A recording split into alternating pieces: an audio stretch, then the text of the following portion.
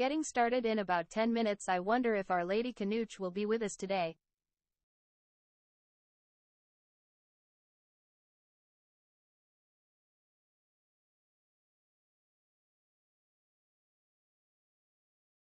She is. What a lovely day.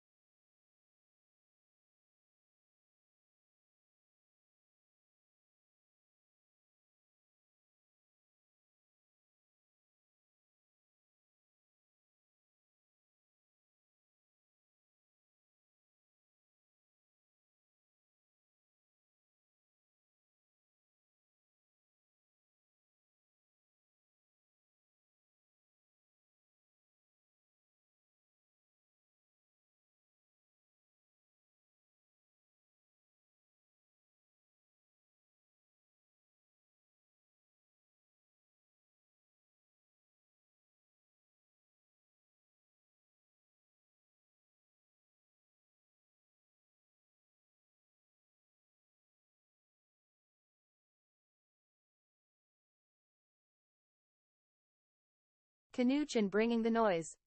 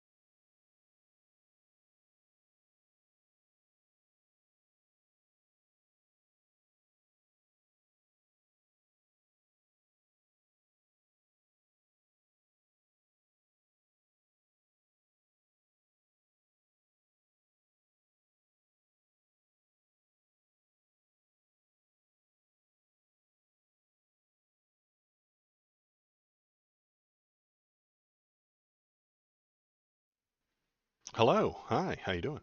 My name is Waldo, and I'm here to feel the politics with you. How is everybody today? How you doing? I'm doing good. Look, I got my fire going. It is chilly here today. So I got my little fireplace. It's cooking, and I'm probably gonna have Bobo, the baby bark boy, riding shotgun right back here. Uh, he is outside right now, playing in the puddles, jumping around, splashing all over the place. Yeah, you know how he does. He is a puppy, and that's what they do. So he's out there making himself filthy, dirty, messy, and stinky. And he will be probably jumping around over here any minute. So I've got nice, comfy, wet, stinky dog. There he is. Hi, Bobo. Come over here. There he is. See him? Yeah. There he is. He's been sniffing the tools today, and I don't know why. Come say hello to the internet, Bobo. Come here. Wow, there you go. You're wet and muddy because you've been playing in the puddles outside. So we got muddy, wet, yep, stinky dog today. Wet dog. Hooray, Bobo, the baby bark boy. Um, him and the other dog, Louie, will be barking it up today. Barking it up this afternoon. And it is afternoon. Why am I here in the afternoon? Well, I have to pick some people up from the airport this evening, so I have to stream sooner to make up for it because I said I was going to stream on Monday, and then I looked at my schedule, and it seemed like during the normal stream time I would be driving to and from the airport, so I had to change it up a little bit last minute. It didn't have to be last minute, but I'm not smart. So I thought about it last night, or actually on Saturday during Saturday's stream, and said, "Oops, I'm going to be busy that time, so let's go a little early." I appreciate you being here. Thanks for being here, Shinsento. It is earlier than normal, and probably will never happen again because I normally work on these at this time. I'm usually at work, but not today. So, where are my nerds at? Where are my political nerds at? Hi, political nerds. Thanks for being here. Um, what happened on Saturday? Saturday, um, we had a really good stream, fantastic stream on Saturday. And what usually happens when I talk to Thomas is Woo. that uh, we have we start with like a topic, and then we look at it, and then we have severe, wild, philosophical differences that just have to be hashed out and beaten and punched. Bobo's trying to learn what the fire is. He's like, look at this. What is this thing? What is it? It's fire, Bobo. What is it? It's fire. You know, he's not afraid of it, so I guess that's good. Anyway, severe philosophical differences between the two of us, and then they have to be hashed out, and it will never be hashed out, so it takes forever. And then I start screaming about what is a crime, and then he starts inventing crimes, and it's a whole thing. If you watch the last live stream, it was a very very big deal. And we didn't get to the thing that I wanted to talk about. That thing being a very big loser just went to court and lost a lot of money. That that loser being Donald Trump. He has, in fact, lost again because he is a loser. He loses a lot. He loses often, especially when it comes to court. He loses at court very often because court is where you bring facts and evidence. Donald Trump is not an evidence-based guy. He's just not. Everything he does is just based on feelings, his feelings, and how he can make people feel. Usually spite. He is spite based, but the American legal system at the moment is not spite based.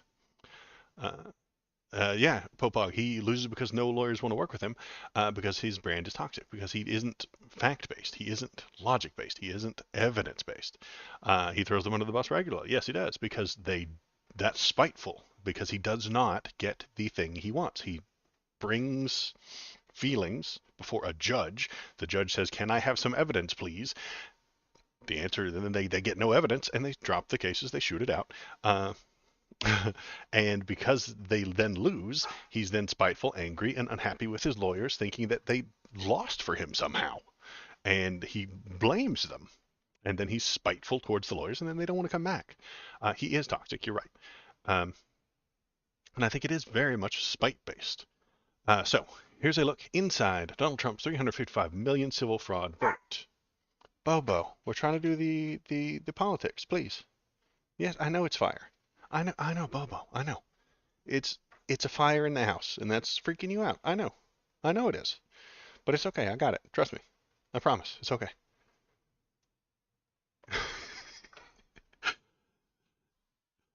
He does not like the fire in the house. Okay. Let's see. Let's see. This is just a judge ordered former president to fork over 355 million of his fortune plus interest, finding he lied for years about his wealth and financial statements. He used to secure loans and make deals, and as he built the real estate empire that vaulted him to fame and the presidency. The frauds found here leap off the page and shock the conscience. Judge Arthur Engeron wrote in a 92-page decision that spares Trump's company from closure, but forces it into years of court supervision, among other sanctions.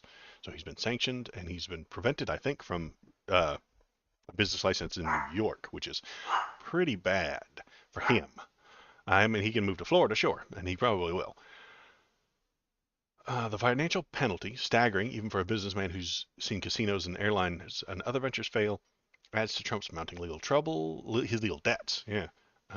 What did the judge decide? Okay, what did he decide?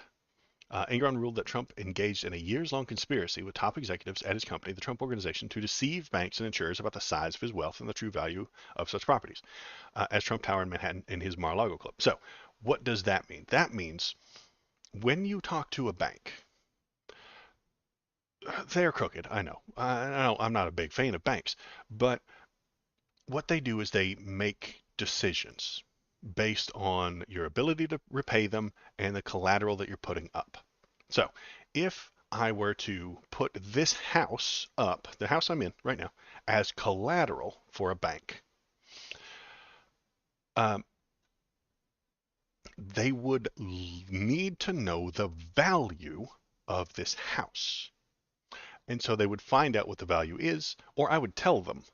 Donald Trump had the ability to tell them the values of his things that he was putting up for collateral. Now, he lied his ass off to those banks.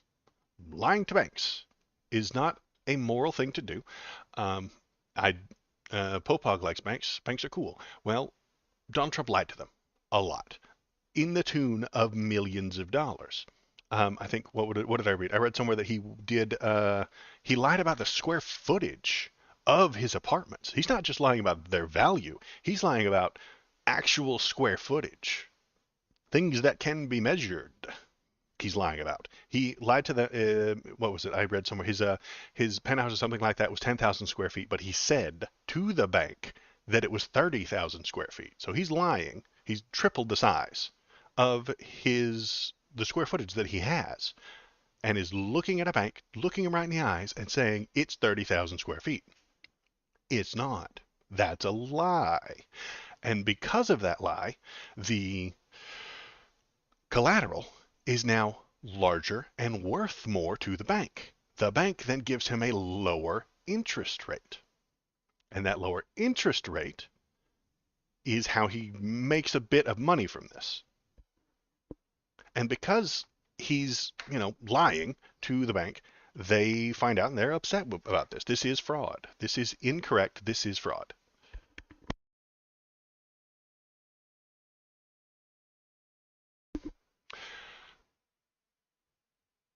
Defrauding banks is not a good idea.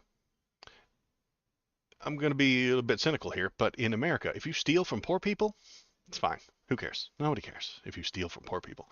If Donald Trump swindles people buying Trump steaks and Trump magazine and the poor people who go to Trump University, doesn't really matter.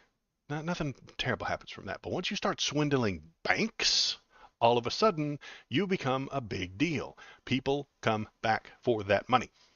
Very similar to who's that other guy that did the criminal the financial thing? Bernie Madoff. Bernie Madoff. If Bernie Madoff had been doing a Ponzi scheme for middle and lower class Americans, nobody would give a shit. Nobody would give a damn if he was stealing from the poor. But he stole from rich people. Okay? That's how you get in trouble, is stealing from rich people.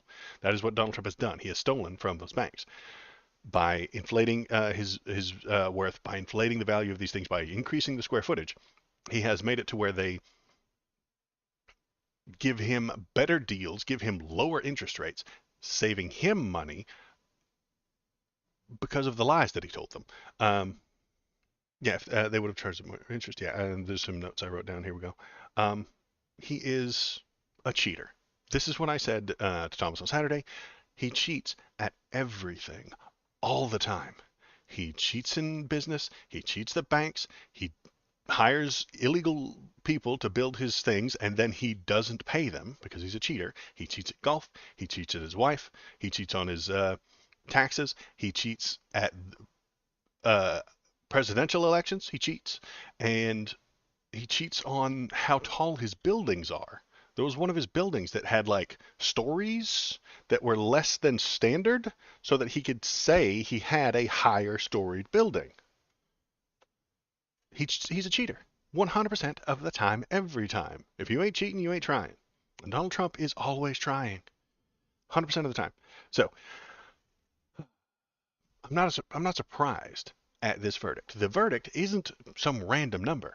The right-wing crazies that I tend to look at online. I go to the places. I go to the sewers. I put on my muck boots and I go into the deepest, darkest, terrible parts of the internet to get their opinion, so that I'll know what they're thinking. You gotta keep your eyes on these guys.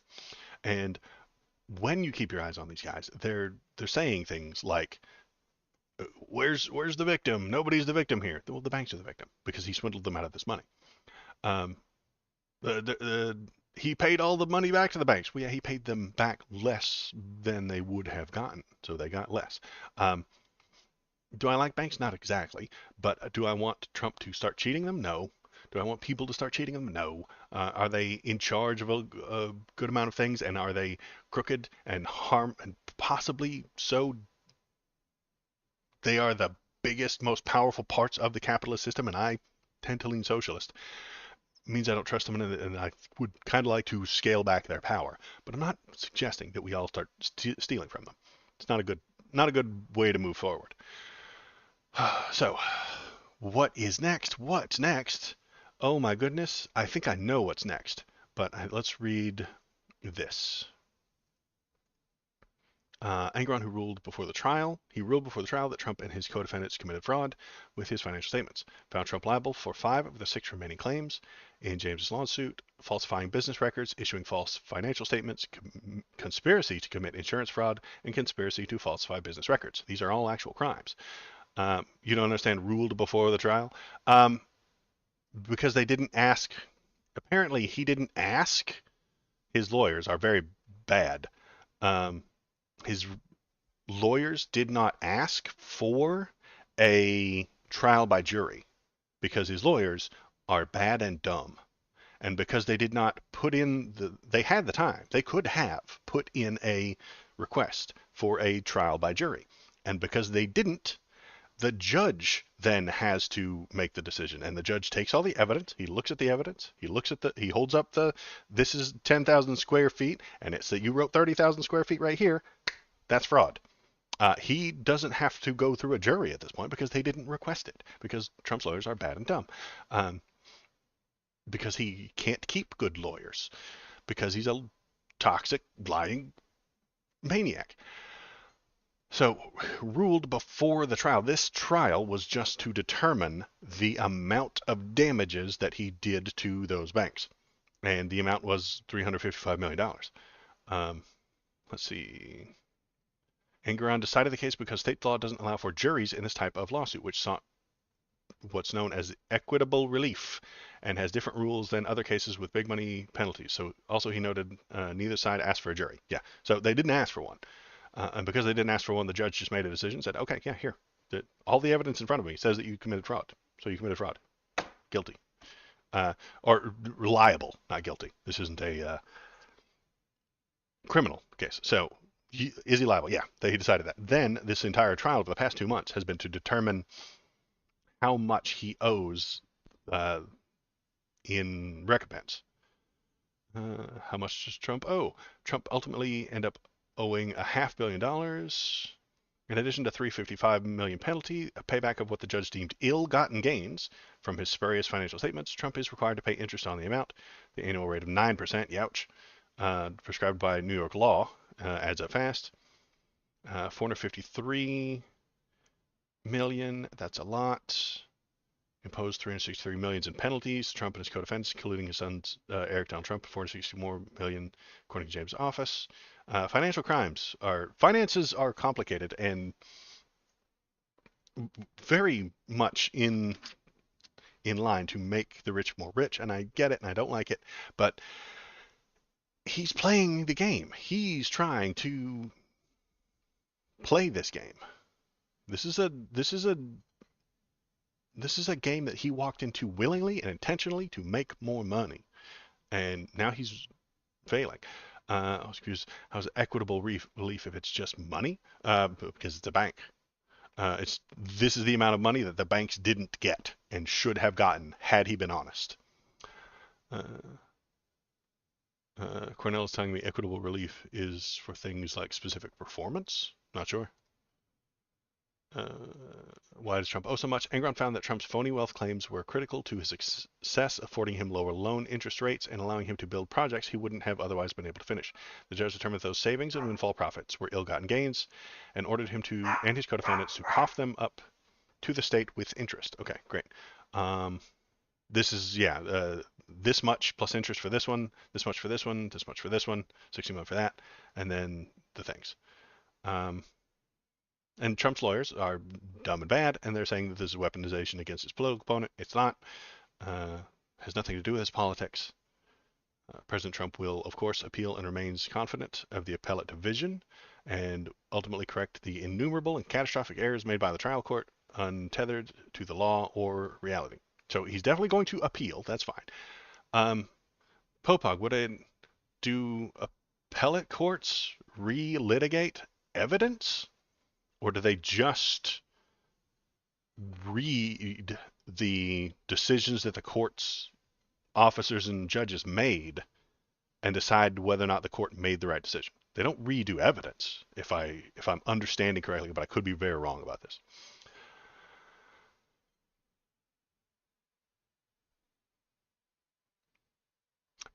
Okay, just of the law. So the appeal, that's what I thought, but I wanted to make sure. The appeal that this will definitely go to will not be creating new evidence or bringing new evidence, and Donald Trump will not be allowed to put new evidence in to an appeal, if I understand correctly. Um, but he doesn't know that. He doesn't comprehend that. He doesn't know what that means because he's dumb. Again, he doesn't know what that means. So he's going to try to take the stand again and bring evidence. He always does. Um, and his evidence won't be evidence. It will just be him telling you how he feels and what he's thinking.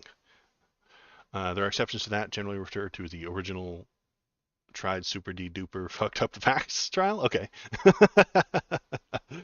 um, and the appeals court would have to determine if it was in fact a super de duper fucked up the facts trial, and they probably won't. Uh, Probably not. I would assume. Let's see the appeals. Here we go. Yep, it's going to happen on appeals. What else did it say? Corporate death penalty off the table. Enron set strict limitations to the Trump organization's ability to do business, but took the corporate death penalty off the table, rescinding his earlier decision to strip Trump of his companies. The judge placed the company under the independent monitor's continued supervision for at least 3 years, ordered the hiring of an independent compliance director, and forced a shakeup in its leadership. He wrote that without the restrictions, Trump and his co-defendants were likely to continue their fraudulent ways. At this point, Trump may be able to claim ineffective assistance of counsel. These lawyers are so bad. He might, and he will try. If that benefits him, he will try that. That would not surprise me at all if he does such a thing. Um, let's see. Case come about. Yeah, great. Okay. What are some things he was accused of? I want what's next, because I think it's interesting about what's going to happen next. Witnesses. This doesn't talk about what comes next, but what comes next? Okay. Oh, I'm not putting the things I'm reading on the screen. Derp. Uh, I'll minimize this then. All right. You forgot the my mom said you were mean retrial. Yeah, he is gonna have to say that. He is gonna do that. Well, this guy was a Democrat plant. He voted for Hillary. He voted for Al Gore in the year 2000, which means he is completely incapable of judging Donald Trump. I mean, he would say that. It's dumb, but he would. Mom says it's my turn to win the trial. You're right. I think that's in the Constitution somewhere, right? Uh, Mom said to give everybody a turn. It's one of the lesser known constitutional amendments. Uh, so, what comes next? One, he has like 30 days to get this money together. I don't think he has it. So, where is he going to get it? He's going to have to get a bond. The man has very bad credit because everybody knows that he's a swindler. Everybody knows he's a criminal. Everybody knows that he does not have a whole lot of money. So it is and he just got found liable for lying to banks. Okay? That's not the kind of guy you want to give a loan to.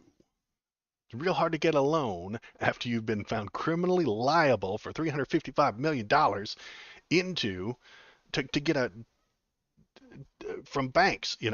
So his credit is shot. He is very unlikely. Maybe somebody will give him a bond. Maybe. But he's unlikely to get one. In which case, he's going to have to start selling things. That's bad for his ego. He's not going to want to do that. So there's a chance, small chance, maybe he's surrounded by actual businessmen. Maybe we're in the business area rather than the politics area, and he's going to be better at it. Maybe. Maybe not. So give him the cash, which I don't think he has. Get a bond, which is going to be hard to do because he has such bad credit. Start selling things, which he doesn't want to do, and he's probably not gonna. What comes after that? Foreclosures. Dun dun dun. I think we get to that point. I think we will get to the point of foreclosures of his properties. I think we will. That leads to gigantic headlines. Trump property foreclosed. Trump Mar-a-Lago foreclosed. Trump Tower foreclosed. Trump thing in Nevada foreclosed on and sold for pennies on the dollar so that he can pay his court fines. That's what I think is about to happen. He is doing the GoFundMe, has more money than it rightfully should. Good news on that count. We'll cover that in just a minute. But I think foreclosure is coming, and I think he will revel in the foreclosure. And why do I think he'll take that point, that stance? He will get shot down for the bond, or they'll have such a high interest rate that he won't accept it. Then he won't give them the money because of his ego. Then the foreclosures happen. Trump Tower is now a spirit Halloween, absolutely, so that he can go on TV, stand in front of a camera, stand in front of the podium, and say that Joe Biden foreclosed on me. Joe Biden himself signed the foreclosure forms and took my property. And the right wing will eat it up. They will love it. They will scream about how crooked Joe Biden stole everything that Donald Trump ever built. And he'll get points for it.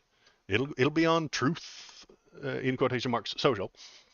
And he will talk about how Joe Brandon stole everything he ever built, stole his company, stole his money, and he's being persecuted for his political beliefs, which he doesn't have. But that's his play. I think that's what's about to happen. I think he's going to not be able to get a bond, and then he's going to be foreclosed on. We also have the 85 million, so you can add to that from the E. Jean Carroll decision, which he also has to pay at the exact same time. He probably has less than 30 days left on that one. So foreclosure is coming. That's my prediction. There are foreclosures of Donald Trump properties coming. They're coming, and they're on the way. You did mention uh, the GoFundMe. Excuse me, sorry. The GoFundMe. Good news on that account. It is apparently against GoFundMe's TOS to raise money through GoFundMe for court costs. So, GoFundMe responds to calls to shut down Donald Trump fundraiser. My hot take that's my hot take. You just missed it. My hot take is that Trump's properties are about to be foreclosed on.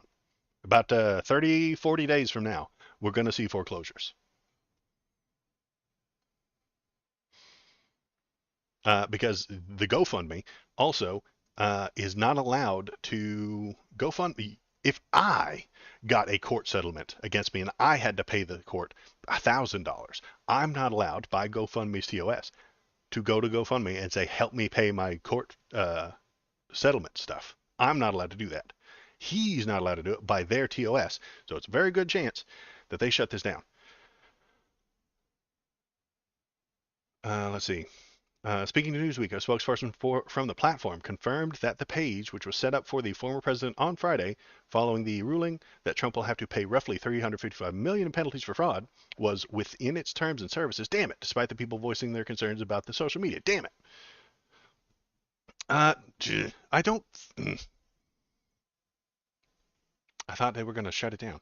This makes me sad. They should shut this down. It has way too much money. I think they're up to $400,000 now or something like that. So I think we are. If when I read it, it seemed like that you wouldn't be allowed to do that. Anybody wouldn't be allowed to. Since it started, it's brought in 414,000 donations in the time of writing this morning, February 19th. But writing on X, formerly Twitter, that's the full name. Some raised concerns that the page could be in breach of the platform's rules about fundraising for those convicted of crimes and called for it to be shut down. Yeah, I wonder if I can see that. Yeah, I think he is going broke. Ryan's entry. He is absolutely short on cash, and he's going to have to start selling things, but his ego won't allow him to sell those things. So they're going to have to be foreclosed on. Let's see. I don't want the definition of Twitter. Stupid internet. Okay. Yeah, these are what the people are saying. Trump can't profit from his crime according to your guidelines. And isn't it against your rules to raise money for criminals? Trump fundraiser violates your own rules unless you will fund people convicted of a financial and violent crimes that Trump has been. So yeah, I think if you read their,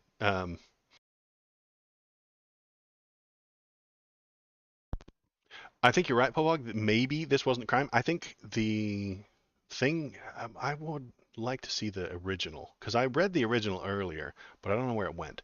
But the gist of the original rule on their TOS was like you can't use our site GoFundMe to pay off court fees or something along those lines, which I think this might fall under the area of. Doesn't want GoFundMe doesn't want to shut it down because they make 14 million if it does get fully funded. True. Um, that was a civil lawsuit for equitable relief or whatever. Yes, I agree, Popog. This could very well not be a crime, but I don't think their TOS said crime. Uh, we'll look up Trump. GoFundMe TOS. Um,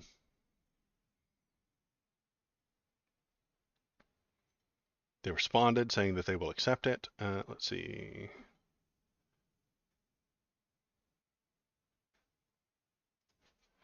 Against TOS.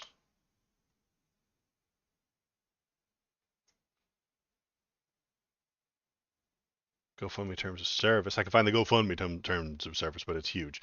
Point 9 of the TOS is legal defense of alleged financial and violent crimes.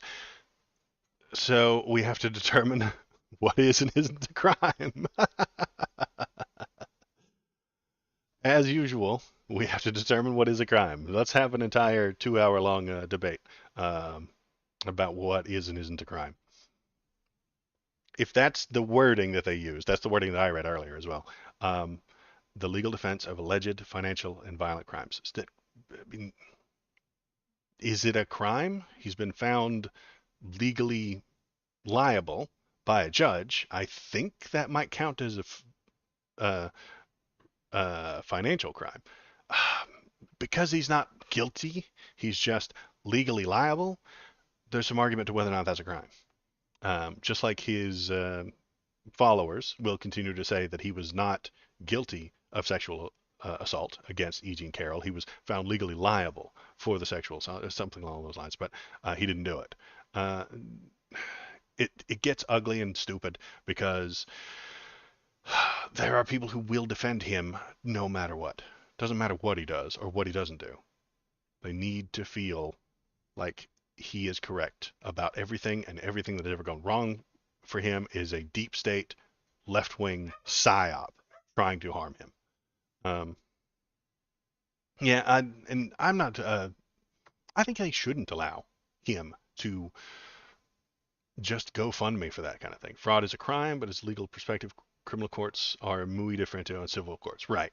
Because this came from a civil court rather than a criminal court, then it may not be a crime. It might be a financial, he's been found civilly liable for a financial, for fraud, but that's probably the workaround that GoFundMe is going to use. And you're right, they are going to make $14 million from it. Assuming it gets all the way. It isn't. It's already done, I bet. I bet 400,000 is close to the peak. I mean, he might get up to five, but honestly, it's not going to go very far. Um, civilly liable for financial ouchies is the legal term. Okay, good. I'm glad you're here. Uh, it seems like there are two-tier justice. There's some work here. There are two different sides. I mean, the civil side is not the same as the criminal side. Those are different things. They're not. They are the same system, but um, it's slightly different. Um, we're not trying to. I mean, we will very soon have him on trial for other crimes that he has committed or other crimes that he's been accused. The Jan 6 stuff is probably still going to happen, but um, this is financial stuff which is backed again. And if Shinseto, if you don't like this, well, I don't like it either, but there's a reason it is this way. It's because rich people are in charge. um, the people who have the most money get to make the rules. It's the golden rule. Whoever has the gold makes the rules. That's the golden rule. And these things can't be criminal because then rich people would have to go to jail and be criminals. So we've created a civil thing for the defrauding of governments and stuff like that, of banks and stuff like that. So um, If we don't like, if we think this is two tiers of justice, we're going to have to, I don't know, rise up and get our pitchforks and torches and go eat the rich or something. And that sounds difficult and complicated. So let's not do that right now, just yet. Not over this. Not over this. Um, we'll do it for something different. We'll grab our pitchforks and stuff like that. Literal two tiers of justice. Civil justice is if you get recompense for ouchies. Criminal justice, you get societal justice, which can be defined retributively, restoratively, or many other ways. Yeah. So there are two different things to talk about, but that's okay. What we don't want is the two tiers of justice, which is usually the way that someone explains it is rich people get a certain set of laws, poor people get a worse set of laws. We want to avoid that. That's the two tiers that usually are talked about when someone says two-tier justice. Donald Trump, being a rich guy having very expensive lawyers, gets to, uh, yeah, or white people and black people, exactly. Uh, White people committed a crime with cocaine get a year, and black people committed with a crime with cocaine get 10. This is unacceptable. I agree. That is a two-tier justice system. I don't like that idea, but there are different levels. This isn't quite tiers, yeah. So that's my hot take. I think that foreclosures will be coming. Rule of law is based. Yeah, I like rule of law. I'm a fan of having a country based on the rule of law. I think it's a good idea. I think we should keep it up. If you have the money, the crimes aren't crimes; they're just liable. If they're financial crimes, maybe. Um, but if you're a financial person using money to make money, and you break the rules and defraud a bunch of people, and they take away your money, I'm kind of okay with that. That's kind of what Donald Trump loves money. And this takes away the thing he loves, which is money. So I'm kind of okay with it, only for crimes that have financial penalties, right? Uh, he played financial games. He did dumb financial things. He lied about his finances, and now they're taking his finances away. I think that's acceptable. I think that's okay. I don't think you give him the death penalty for doing financial crimes. I don't think so. He kept banks from getting quite as much interest as they would have gotten. So he shouldn't get the death penalty for that. I don't think he should go to jail for that. You just take that money from him. And if he does criminal things to get that money to pay to the court, then well, now we get more crimes, which I think is a which is why I think foreclosure is on the way. He's been trying to sell shoes. Did you guys see his gold-plated shoes that he tried to sell? So there's that too. Um, he's going to try and bilk people out of money. GoFundMe is just straight up give me money because you like me. I don't like that idea at all. Um, but selling shoes, gold-plated, horribly ugly shoes, I mean, that's actually a business. I don't think it's a good business, and I'm not going to buy the damn things. But they're his gold-plated American flag shoes. At least if you give him money, he will give you shoes in this situation. Unlike the GoFundMe, where you give him money and he gives you nothing. A high five, a thumbs up, and says, "Good job, thank you." If he has the RNC or GoFundMe pay his bills, how has he been penalized? Because now the RNC isn't allowed to pay his bills. But I think they're gonna. I think they're gonna. Laura Trump is now in charge of the RNC, and I think she is going to turn the RNC into a slush fund for Donald Trump. I think she's going to. I think she's definitely going to do that. The RNC doesn't have the money to pay his bills. No, they don't. But they're going to try. And in trying, they're going to ask people for money. They're going to type up emails and scare people about Dark Brandon, and Chuck Schumer is right behind you with a gun, and you need to donate right now, or else you'll die. And they'll strike up the good old fears, the kitty litter boxes in high schools and the transits are coming to kill you and the migrant caravans and all the things that they're afraid of. And those things are going to go out into the emails and they're going to go onto the TV and they're going to say, give us money. That money's going to go to the RNC. Laura Trump is going to take that from the RNC, give it to Donald Trump. That's what I think is going to happen. Uh, isn't she just a candidate? I thought she got it. Let me double check real quick that Laura Trump is in charge, but I'm quite sure she got it.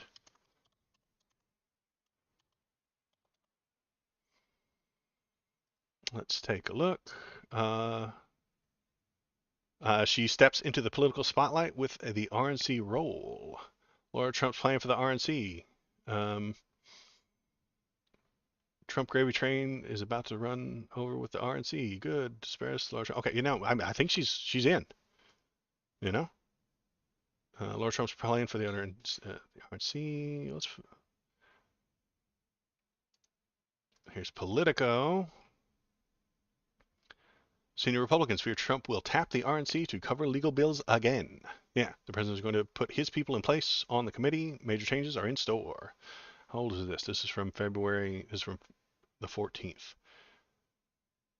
His takeover of the RNC will ultimately pave the way for the committee to once again cover his legal bills. The fears come in the aftermath of Trump endorsing a trio of officials, including his daughter-in-law, to take the top roles. I thought she got it, but maybe she's just a candidate.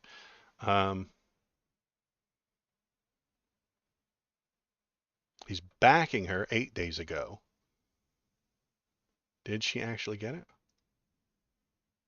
This one's 2 days ago. Maybe she actually did win it. These fucking ads, dude. God. All right. Spotlight after her father-in-law, Donald Trump, tapped to be co-chair of the Republican National Committee. No stranger to politics. Does that mean she's in?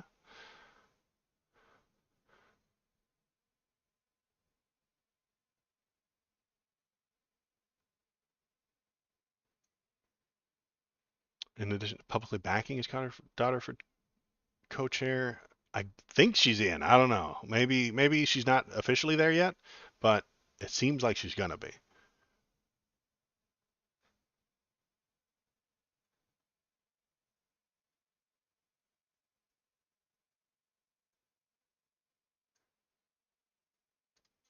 Regardless, link in general chat to previous election. Hmm.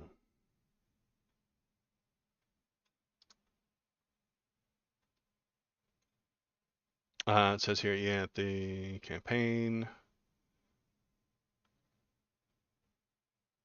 Trump declined to endorse either McDaniels or Dillon and indicated. Let me put this up on screen.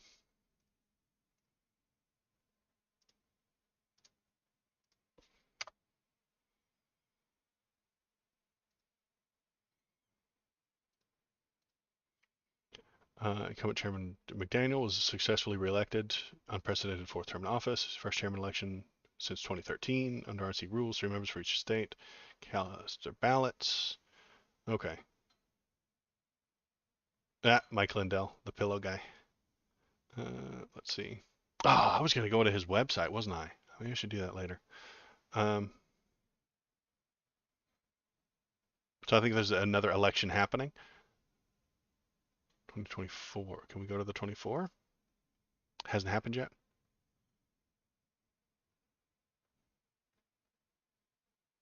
Okay, so maybe she hasn't won yet, but there's a good chance that she's going to, I think, because she is supported by Donald Trump and has the name Trump, and he wants her there.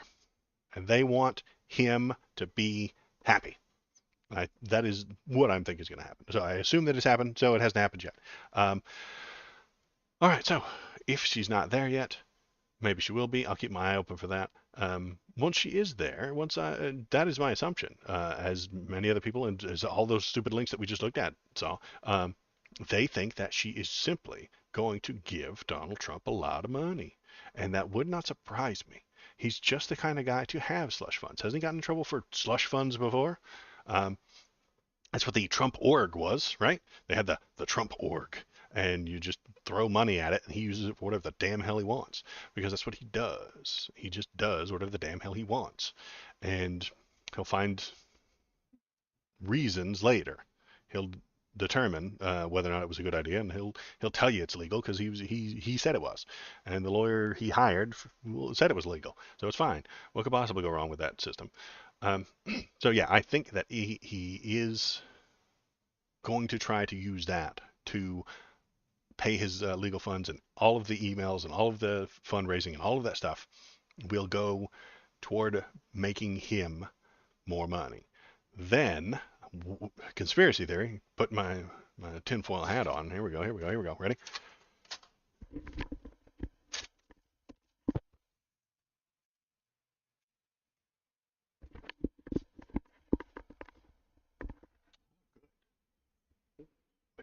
I look good. I look very good in a tinfoil hat. I agree. I'm looking at myself in the OBS window, and I look good. Okay, tinfoil hat on, because once she's in charge, once Laura Trump is in charge, she will decide who gets funded. If you are running for Senate as a Republican in Kentucky, she can decide that you don't get any money. And she will decide that based on how loyal you are to Trump. If you have been negative towards him, if you have said mean things about him, if you have voted against something that he wanted you to vote for, she will decide that you don't get money. And she will back a primary contestant who does love Trump. That is what will happen if she's in charge. And they're a criminal. They're not a criminal organization. They're a mafia style organization at this point. I think if you don't do what he says when he says it, you will not be backed and you will be on your own. The RNC will not help you. The RNC will not help fund you. I think this could go either way. This could. So what would come of that if this were the case? What do I see happening? I see people, every Republican, absolutely bows down to Donald Trump and does every single thing he says as soon as he says it, even if he's not the uh, winner of the next presidential election. I think so. Yeah, hypothetically, we're playing prediction games here. Joe Brandon wins the next presidential election. Great. Okay, good. This is what I want to happen anyway. Donald Trump will claim that it's wrong, claim that it's rigged, claim that he was stolen. If he's not in jail already for Jan 6 stuff, he will claim that it is a false, lying, criminal thing that happened, just like he did last time. The evidence will be against him, and he will put up horseshit evidence. He'll put up YouTube videos as evidence that the election was stolen, and his followers will do it. Pastor Johnson will kill the bill in the House, like telling Pastor Johnson to kill the bill in the House. That's right. Pastor Johnson is afraid of Donald Trump and will not cross him. If Donald Trump tells Pastor Johnson to kill a bill in the House, he will. The end. Donald Trump runs every Republican in the country right now. He runs all of them. All of them. Every senator with the R behind their name answers to him. Every House member with an R behind their name answers to him. And he will run the entire thing, even if he is not elected. He'll be the shadow government. He'll be the deep state. He hated the deep state, but he's going to build his own with blackjack and hookers. Yes, he will, like, tell her who to back, who not to back, who to support in the primaries, and they will get all the people that align with him. This could make them lose a lot. This could absolutely make the right wing lose in places that are slightly swingish. Slightly swing states will not accept that. Why is the tinfoil hat on your head? Because I am making predictions about the conspiracy theory of Laura Trump running the RNC the way Donald Trump tells her to. So I'm suggesting a conspiracy theory between Laura Trump, his daughter-in-law, and Donald Trump, and she's going to do what he says. And it protects me from the 5G space lasers. That's right. You don't want 5G space lasers cooking your brain, making you vote for Joe Brandon. So, yes, Donald Trump will run that organization. Every Republican senator will report to him. Every Republican House member will report to Donald Trump, and they will do as he says. If he says kill the bill, they'll kill the bill. If he says vote up the bill, they'll vote up the bill. And even though he hasn't won, he will still run the entire RNC. And by running that RNC, he will get everything that he wants, and he will be uh, enriched. And I think that the donations that come into the RNC will just be given to his legal defense. That 355 million that he owes will be given to him from the RNC. He will then give it to the court. And mostly I hate that. But it does come from Trump voters.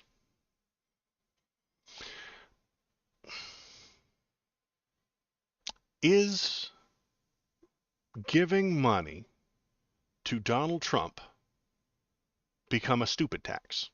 The RNC doesn't even have the cash to do that, though. No, they don't yet, but they will next year. Those people all still have jobs, and they're going to support him over the next 9 months as he does his campaign stuff. Over the next 9 months, he's going to campaign like crazy.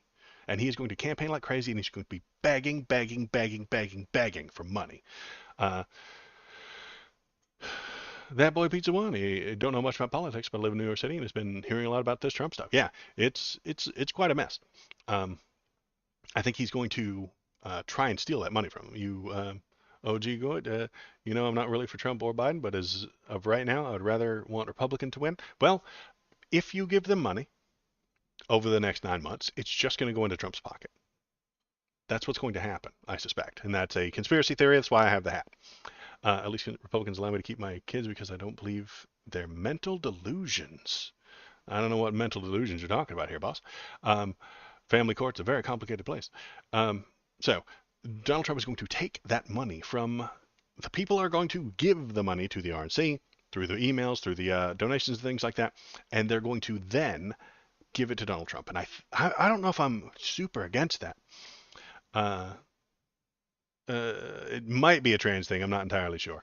Trans rights, trans lives matter, and trans liberation. Hell, I'll go even farther than that. Farther than trans rights, trans liberation. Um, no, that's nonsense. O2G Goit. All over the road here. Trans people are people. Trans women are women. Then the people who donate are kind of taxing themselves. I don't love the state lottery, for example. Popog, Popog? What's your opinion of the state lottery? I think that the state lottery is a tax on stupid people. Uh, I think that it is a willing tax on stupid people. Uh, the lottery is a math incompetence tax. Agreed. So could I look at the people giving money to Donald Trump the same kind of way as a stupid tax? Maybe. I'm not happy with the fact that they're giving him money, but he is giving most of his money to the state. So it's a roundabout way of collecting taxes, and it's a roundabout way of collecting taxes from people who are dumb. I don't know how I feel about that. I'd rather we tax the rich, but taxing the Trump supporters might be acceptable. I'm not entirely sure. I don't. I'd have to contemplate on that for a little bit, and try and figure out why, if we should do it. Um, uh, Not talking about trans people right now, boss. So you can hop into the Discord if you'd like and give us an idea, but that's not what we are talking about right now.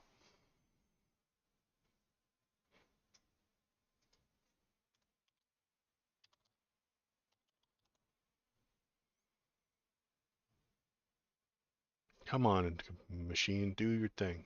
Did I do it wrong? No, it's over here, isn't it? Oh, derp. There it is. Feel free to throw some links in there.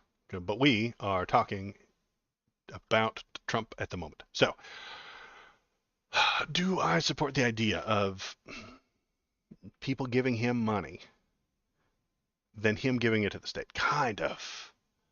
Yeah, Botrix doesn't comment on Twitch because I'm stupid. I'm not very good at this job. So I don't know. I support the lottery for the reason that you described it, as a tax on math illiteracy. Should we consider the RNC and the money it gets from people a tax on political illiteracy? Possibly. That might be acceptable. So, huh, I'm not entirely sure how I feel about that. So let's take my hat off and look at some other headlines that may be going on. So one sec while I take my hat off.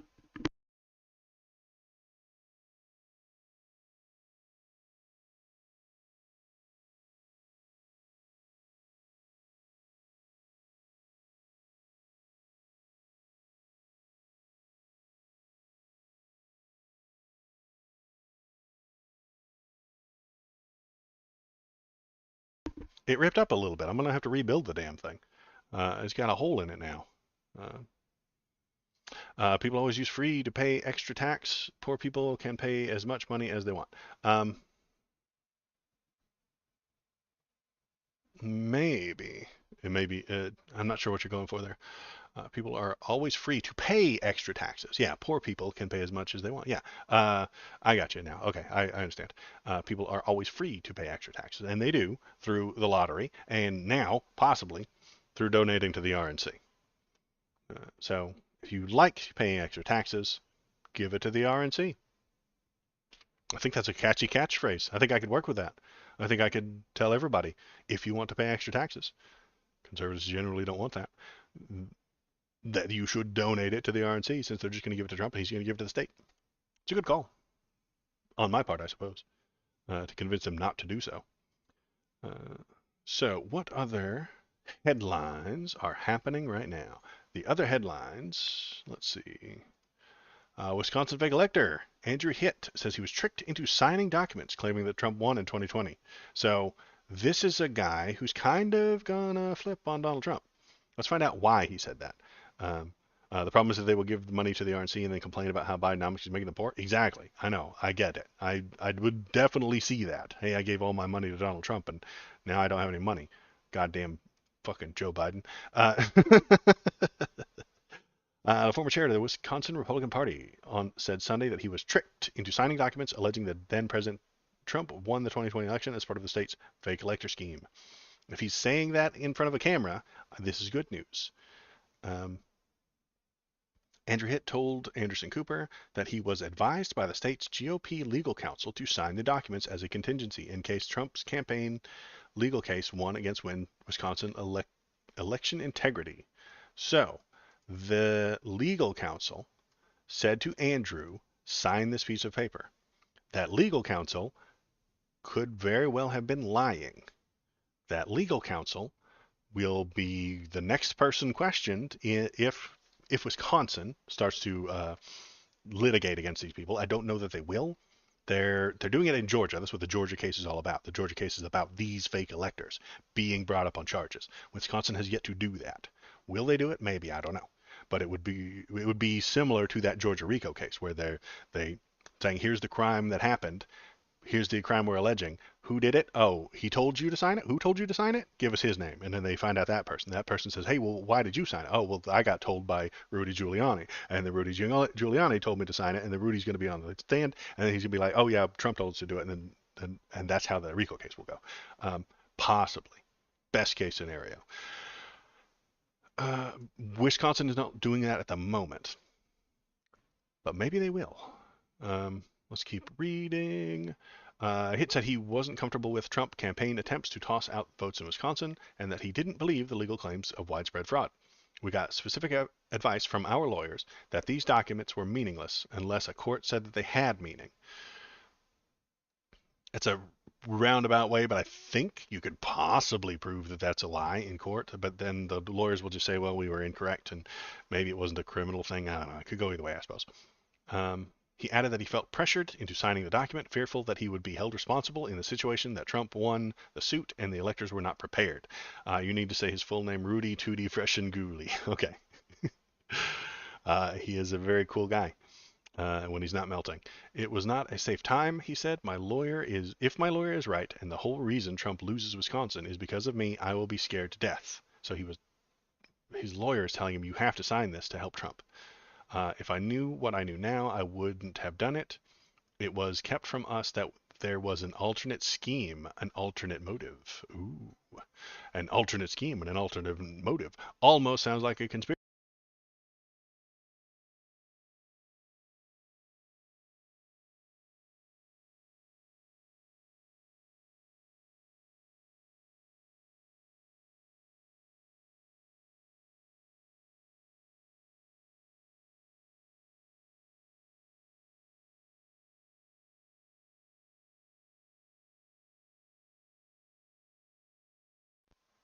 I wonder what's wrong with my headset. Maybe I need to buy a new one. It seems to be just dying on me at random. I had it plugged in all afternoon. I wonder why. Okay, well, what am I getting to? I'm saying that if I knew what I knew now, I wouldn't have done it. It was kept from us that there was an alternative scheme, alternative motive. Alternate scheme, alternate motive sounds like a conspiracy. You know, that's what RICO's about, racketeering and conspiracy and stuff like that. That is what the Georgia case is about, and I hope that the Wisconsin goes after him for the same thing too. Yeah, once I get all the YouTube millions, I'll have to buy a new headset. Look at Bobo. Look at him. Let's see. Let's look at Bobo. Let's look at him. He's sitting in front of the fire. He loves it now. He was barking at it and afraid of it at first, but now he loves it because it's warm. Such a cute boy. All right. I got distracted there. Sorry. Let's see. So yeah, I want Wisconsin to do this thing too. Wisconsin should go after him for that as well. Georgia is going after him, but the lady running the case did a crime herself, and so the whole thing's going to get thrown out. Fucking damn it.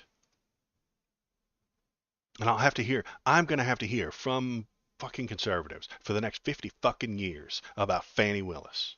I am. Fannie Willis. Come on. Damn it. You know how much grief I'm going to have to listen to because of you? You're doing a good job, knocking shit out. Uh, she's doing things properly, but she's fucking one of her coworkers and bringing him onto the case and giving him special treats. That doesn't make Donald Trump fucking not guilty. It doesn't. Doesn't make Donald Trump not guilty, but I'll have to hear about it for the next 50 fucking years. Every single time I'm going to have to hear about it. I'm going to have to be hearing about Hillary's emails, fucking Steele dossier, and Fannie fucking Willis for the next 50 years. 50 years. 100 years. Waldo and Thomas, 100 years talking about the same three things. Um, don't fuck where you work. I know, pro tip, don't fuck your coworkers and give them illegal government money. Right, exactly. She fucks her coworkers, gives them government money that they shouldn't have gotten because she was playing favorites, and that means that now the criminal trial that she's got going against Donald Trump gets thrown the fuck out. Ah! Doesn't mean he didn't do it. Doesn't mean he didn't do the RICO shit. Of course he did. But he'll get thrown out because she's stupid. And that'll be a win for the conservatives. They will absolutely look me in the eye and tell me for the next 50 years that Trump didn't do it. And that he was been proven not guilty. No, he wasn't. She just got tossed off the case. And the case had to get thrown out. And then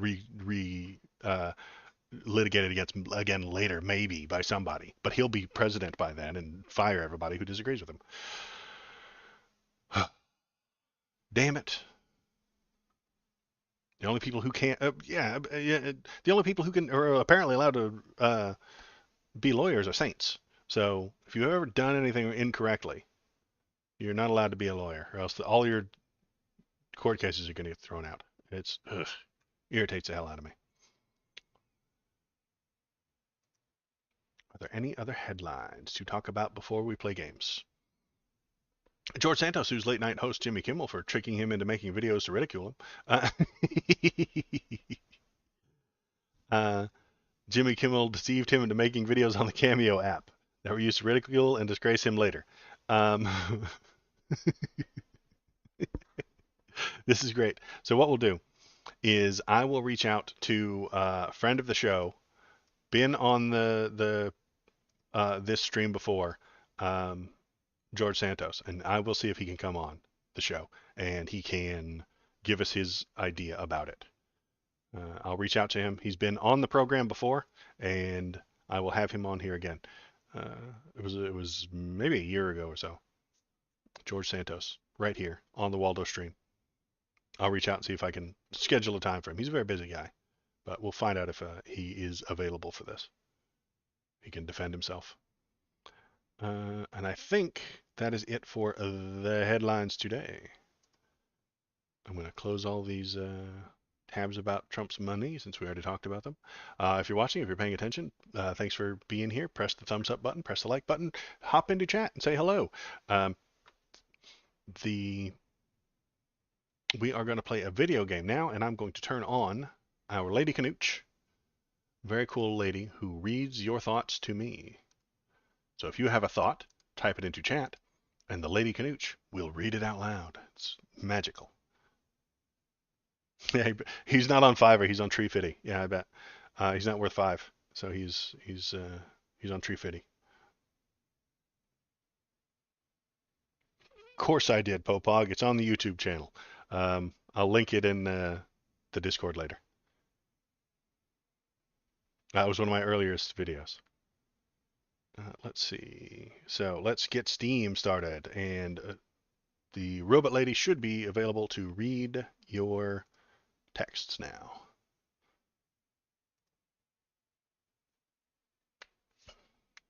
What is today? Today is Monday. So let's think about what are we going to do? We're going to do video games for a little bit. Then on Wednesday, I'll be back to read some more politics and headlines and stuff like that. I was talking to Thomas the other day. He really wants to do game streams. Would you guys want to watch Thomas and I play Baldur's Gate or something like that? Or I know he started Final Fantasy VI because he'd never played it, and that's my favorite. So I'll just watch him play it and yell at him when he does something wrong, and we'll look at the politics of the thing, and I mean he's got an emperor, right? And uh, things like that. So that may be a thing that we are doing in the future. I'll probably switch the Wednesday stream from uh, headlines and politics to I would be video down. games with Thomas, and then I'll start a second YouTube channel because that's how the algorithm works. It's I stupid and I vote hate it. yes to video games. Okay, yes to video games. Okay. So what we may do is retool the Wednesday night stream from politics to just straight up Thomas plays a video game while I yell at him. And then maybe we have political Check takes out about Waldo's them. videos https www.youtubecom at Waldo videos. Thank you, Kanuch. So yes, and then after Final Fantasy VI, if we get enough steam, if we feel like it, we may do like a two-person Baldur's Gate 3 run where I play completely differently than he does, and maybe we're an odd couple in the BG3 universe where I'm doing things that he doesn't like and he's doing things that I don't like.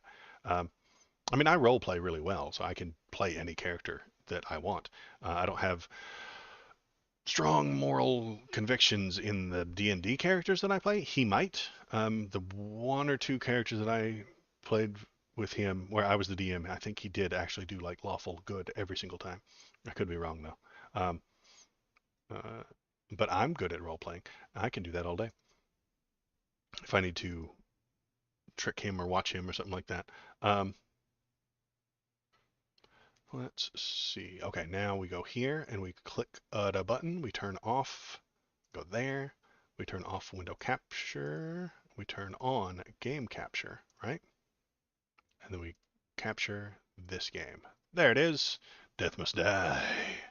That is the game we'll be playing for a little bit. All right. I wish it had the multiplayer conversation mechanic like Divinity. Oh, yeah, I haven't played BG3 multiplayer yet. I've seen a few people doing it, but I have yet to do so. We're going to go up here, and we're going to look at these achievements. Defeat the Baron. I've never done that. Defeat the Baron with each character. Can't do that. A cat dies 9 times. I've never killed... Apparently I've killed some cats with the night guy. Alright.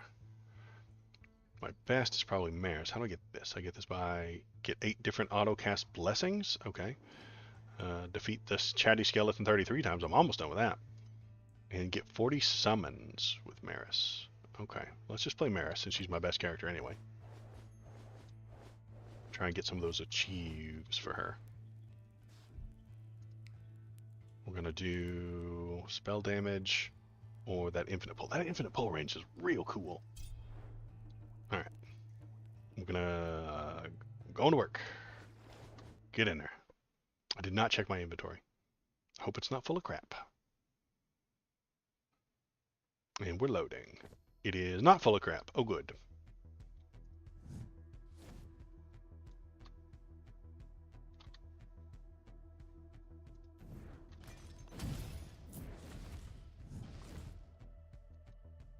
Shrine of Autumn. Life regeneration. So did you finally agree objective reality exists? No, I still do not agree that objective reality exists. Everything is filtered through a human brain, which cannot be objective reality. Even the things that you're measuring, your ruler is filtered through a human brain. Let's see. Gain life regeneration when you hit enemies, heal 1 life. That's terrible. Heartache, lose 3 life on level up, gain 50 spell duration. 1.5, minus 1.5 experience per second, gain 50% spell area. Good lord. These are all terrible. I don't want any of these. Can I back out? Jeez, I cannot back out. Okay. Alright, well, I guess we're going to do the life one, and we're going to slowly die. Oh good, yes, we're slowly dying. Okay, so imagine a video game world that we are the gods of. We can rewind the time and create matter in that world in whim. Alright. Are you giving me hypotheticals? Because that's dangerous. My grandfather died arguing hypotheticals. You can die doing this. Be careful. But go on. We're imagining a video game world. We're the gods of. We can rewind the time and create matter in that world in whim. Okay. Now most video game worlds are programmed with an objective game state. Okay, so there's a video game with an objective game state. Still not objective reality. It's a video game. It's quite unreality. Projectile appearance. Your attacks become stronger and apply burning. Yeah, let's do fire. Never done fireballs in a while.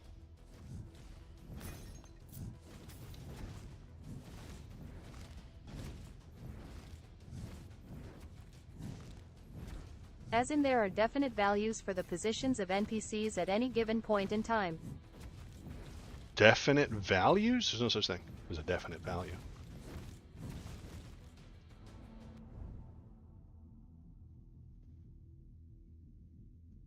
You kill a number of burning enemies, an explosion damages and knocks back nearby enemies. Alright, we're fireballing it up.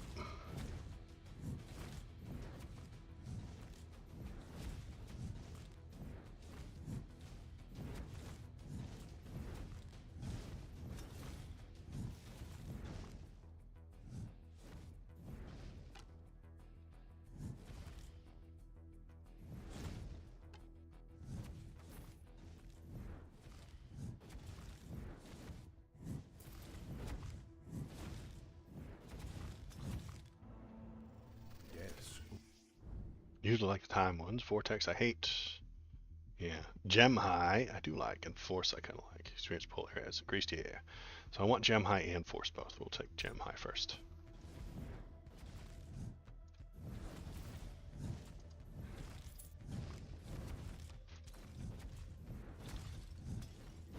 Your character has 99 health at the moment because the programmer who made the game you're playing store health as a single integer. That is an example of what I mean by definite value. Okay, so my character has 99 health because they typed that into a computer.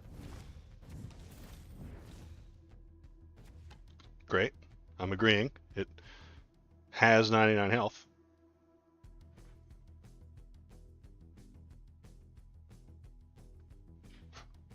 Go turn the fire off. I don't think I need it anymore. Warm enough in As here. the Gods game programmers, we could change the code. Sure. You could change that code. I'm on board so far. For a game, that's correct because someone's already defined those placements, but that's not how reality works. No one is omnipotent. And because no one is omnipotent, there is no objective reality.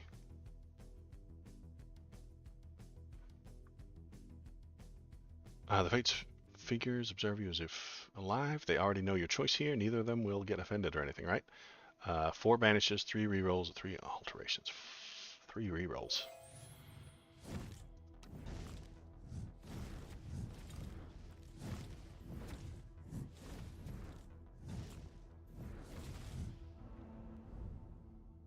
Ooh, that turns purple. Thank you.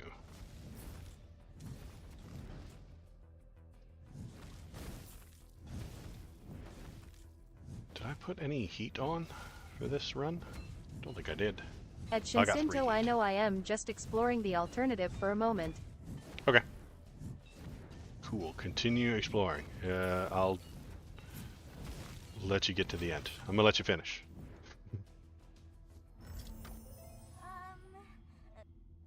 Maybe you should go left. Attack faster. That's nice. Crit or curiosity. Pick up drops more often. So that instead of a definite integer for health or position, we could store health or position as a fuzzy value. Okay. So we've got now a fuzzy value for health.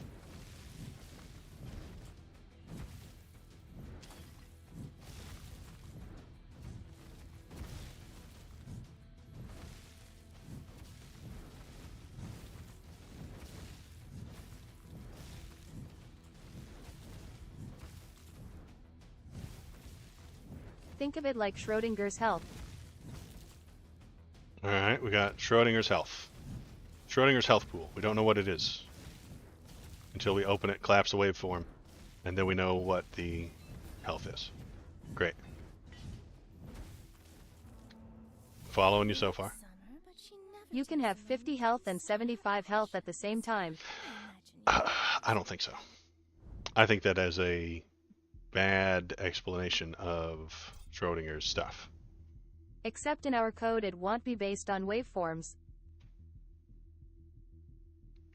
Prostrate.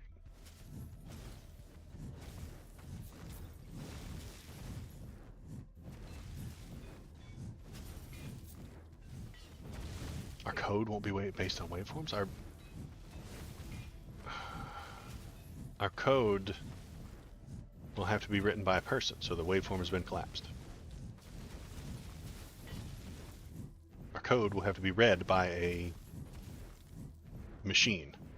That waveform has been collapsed as soon as it recognizes them. Oh no, I am not trying to explain Schrodinger tough. I am saying how our code will be and just using Schrodinger as in reference point. Okay. So you've got a code that is unseen so far, right? Is that what we're going for? We don't know what the code is. It's not unseen.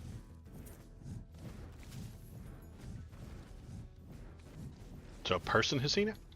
Or the machine has seen it? And is giving us values and stuff like that. I mean,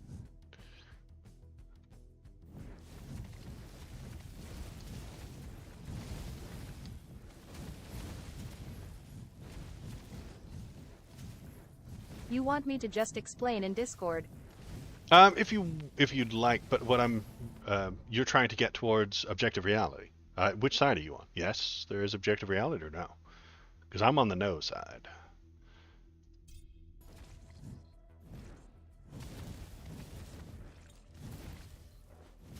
I am on team yes. Okay, well, I'm on the no side because everything has to go through a human brain. If the tree falling in the woods, does it move air particles? Yes. Did it make a sound? Yes. Did it make a noise? No. Noise has to be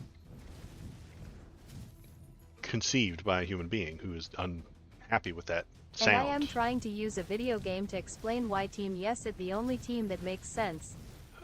Team Yes might make sense if we're in a video game, but I don't think we are. But it's a nuanced explanation. You're more than welcome to toss the longer explanations, or you can keep going. I don't care. I mean, nobody else. It's not like anybody else is banging down my chat to talk. Feel free to continue if you'd like to.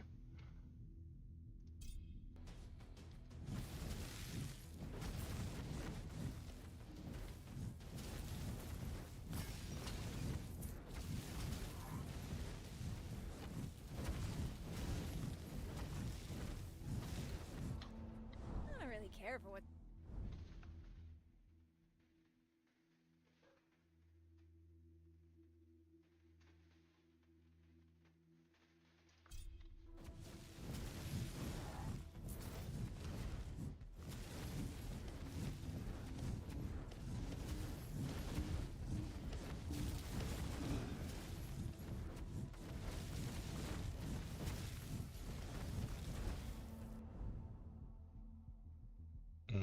Gem high turns from blue to purple. There we go.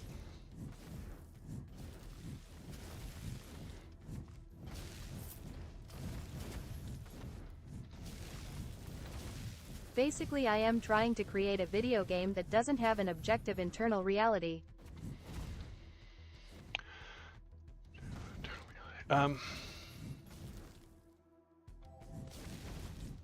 me roll that sentence around in my head a little bit. Create a video game that doesn't have an objective internal reality. I don't know that you can.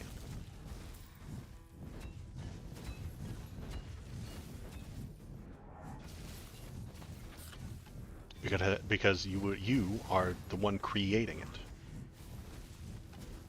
You absolutely can using fuzzy logic and fuzzy math in order to create the actual rules of the game state. You've created the rules. You wrote that code. You, being a human being with a brain, has created. Yes, but you're creating a reality that internally lacks objective truth. If it's a really complex code and it has true random number generator, then maybe. You can imagine what it would be like to live inside of the video game you're playing right now as a character, right? Okay, so you've used fuzzy math, a true random number generator. Like imagine what it would be like to live in GTA 5. Well, GTA 5 definitely wasn't that. And there is no objective reality. Okay. If there are thinking beings inside it, they will use the systems and rules that exist or the rules of physics to build a world and build their lives and things like that.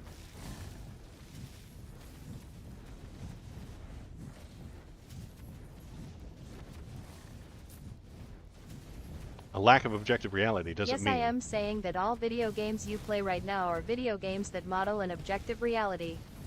Sure. You can model objective reality all day long. And I am trying to construct an alternative that you can look at. Okay. So that we can explore the concept of not having an objective reality. Well, okay. That's cool. And we can compare two universes, one without objective reality and one with objective reality, by having these two video game types. Now, here's my problem with you. Or multiverses or whatever. Here's the issue I have with you, and that I think I had with Thomas on Saturday. You're the god of this one video game universe, which means you know everything about it. And because you know that it is truly It truly has no objective reality. You are God of that We're universe. the god of it for the purpose of exploring this idea so that we can learn. Okay. We're. I think it's such an outside human being situation that it can't happen ever in any way, shape, or form. And because it can't happen to humans in any way, shape, or form, it might not be a great argument. Obviously it has to be. We're talking about philosophy. Right. And the philosophy of the impossible just leads me to say, okay, well, that's like, impossible, so it doesn't move me, is what I'm saying. You know what I mean? Maybe that's the way I should put it. It doesn't move me. If you explain to me a very nice philosophy of the impossible, well, great. Who cares? It's impossible. Spell area is increased or trail of frost. Spell area. But both of the things I am talking about are video games that I could actually make right now, so they're not impossible. You can make it's not impossible to make a video game. It is impossible to make one without objective reality.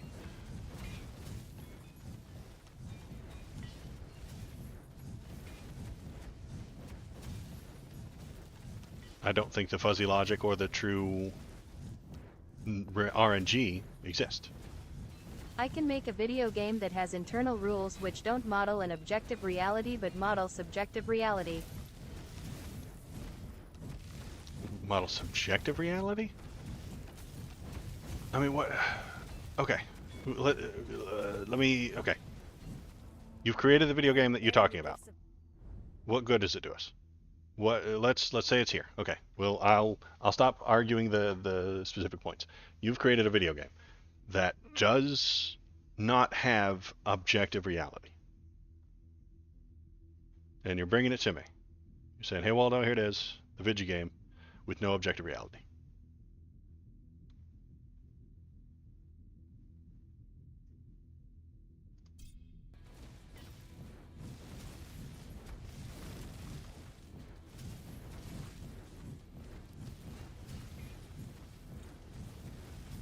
So what does that video game look like, aka what would it look like to be an NPC in that video game?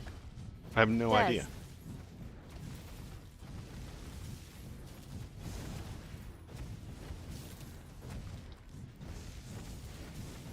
To know what that would look like, we would have to look at it and study its code, or study its UI, or look at the characters themselves.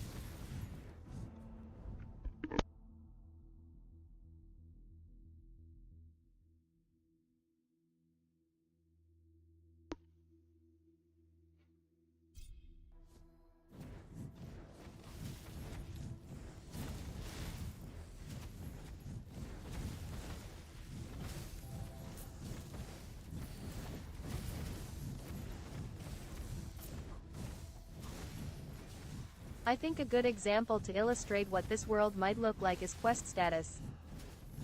Quest status? Is that a game that I've just never played? In an objective reality video game, quest completion status changes whether or not different NPCs can do things.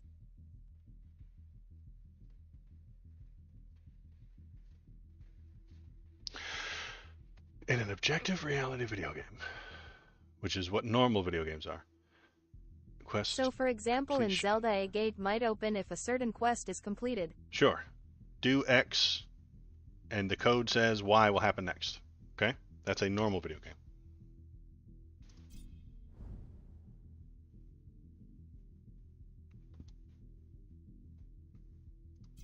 For an NPC might allow you to take up the follow-up quest. Or Okay. I'm agreeing with that so far. That's what we usually have. Time can be a bit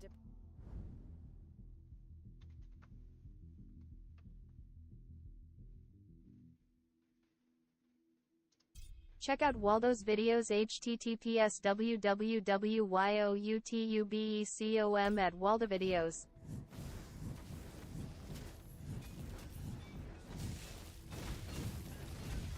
But in a subjective reality video game, completing a quest from the perspective of one character might not have the quest be completed from the perspective of another. Okay.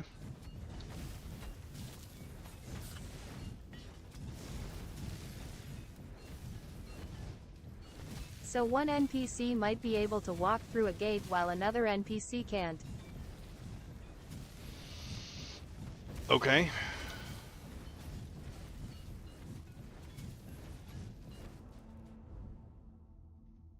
We would normally think of this as a bug, but in this world it's more of a decoherence of game state.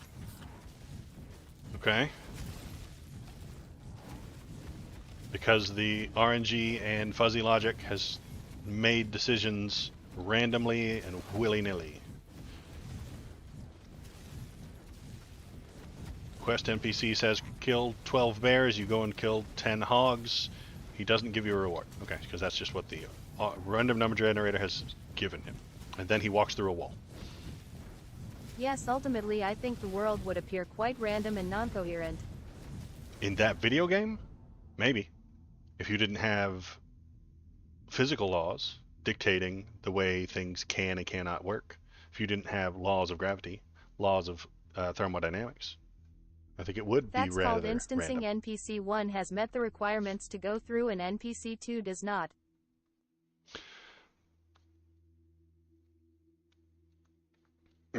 Yeah, Popog, if we start from here's a world, I mean, does it have gravity? I mean, even gravity may not work under that thing. So does this video game that you're talking about have natural laws similar to gravity, similar to thermodynamics, similar to heat, light? It's not subjective reality, it's just scripting. And that's the point that I'm going to get to probably every time you describe this to me. Popog, this thing is scripted. It's written. Its code has been created, even by a human who has suggested that it is with the intent of being random. Human created it. So it is more objective reality. I don't think the reality that I live in was created by a person. It At doesn't have a Shinsinto, code. NPC 1 and NPC 2 both try to go through the gate. What does NPC 3 see when they both try go through it?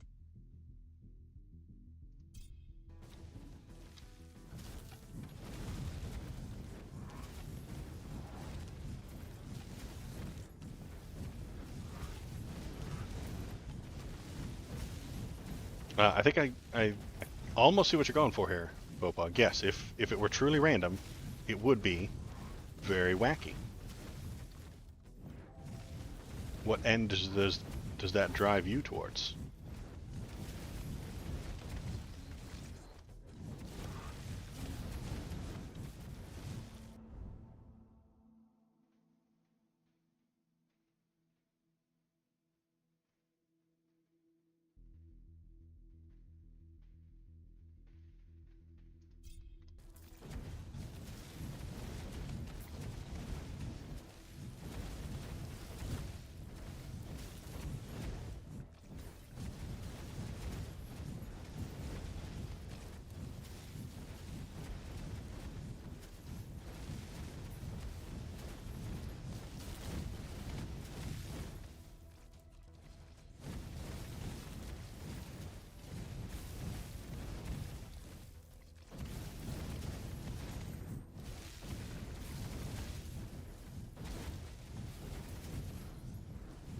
The ultimate point that I drive towards is that our world doesn't look anything like any subjective world I can come up with.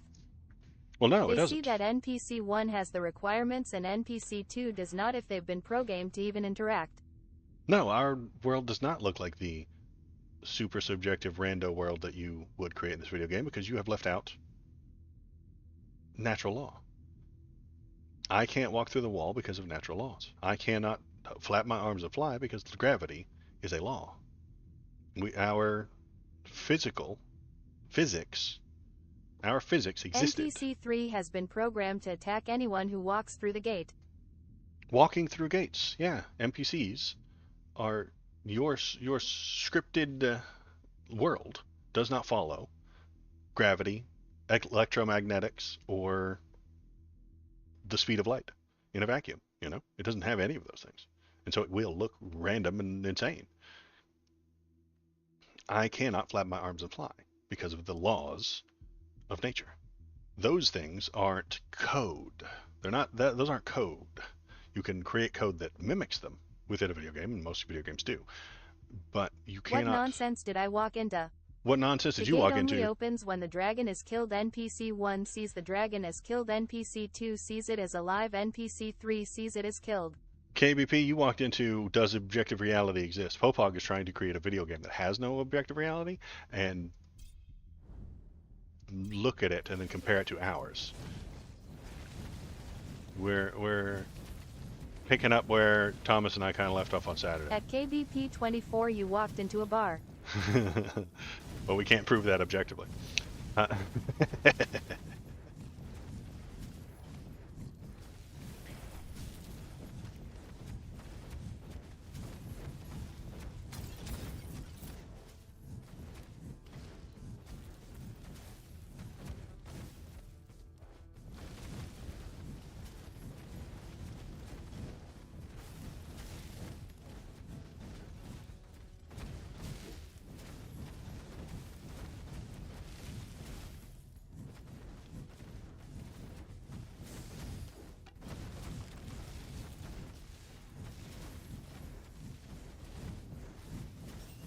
There we go.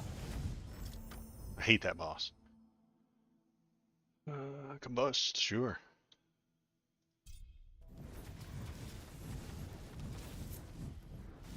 Popog, if you put those natural laws of gravity, light, heat, thermodynamics, and stuff like that into your video game, things would look a little more structured. The subjective choices would have to appeal to those I said laws. it once and I'll say it 1,000 times. Thomas' views on objective and subjective are absolutely backwards. I think that he has very strong ideas about them, and that's kind of what we were So the getting way at. that science works typically is scientists create a fake imaginary Earth made up of paper and math and then make predictions about that fake Earth and then try to find a correspondence Or lack of There's a lot of correspondence. parameters that keep getting tacked on, but it all sounds pre-created by something, so it already exists and is already defined. That's kind of where I'm getting to as well, Shinseto. Popog, I see what you're going for with the scientific models and things like that that theoretical physicists use. I accept that idea, and I'm all right with that. Scientists ought to do that. That is fine. They should create models, and that's why they often do describe things the way that they do. And I see what you're going for here, but in describing objective and subjective reality, you're building the thing. You, Popog, are God of this thing that you made, so you know everything about it. And in doing so, you have programmed and added all the parameters, even if those parameters are random. And because you did that, we know that they are there. It is an object. So it is objective. It may be entirely random, and maybe some people walk through walls, and some people see a dead thing, and some people see a living thing at the exact same time. By definition, if they're random, then I don't know them. I don't care if you know them. They were programmed in to be random. In the programming, the creation of this randomness by you is an objective thing that you have done, making your creation objective.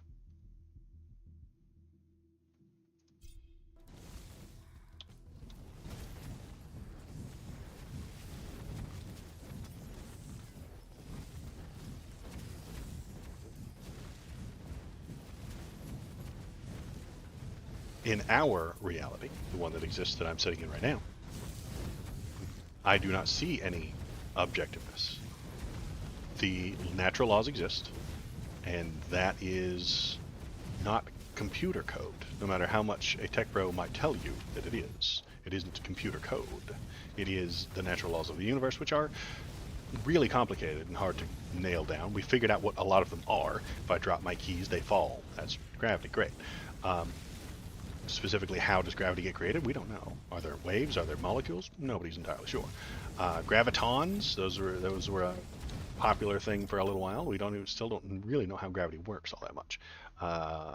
Mass creates a warp field that bends reality. It's very complicated, but that's not a code, and you can look at those I am laws. sorry, I don't understand what you think the weakness of my argument is. You created the thing, making it an object, making it objective.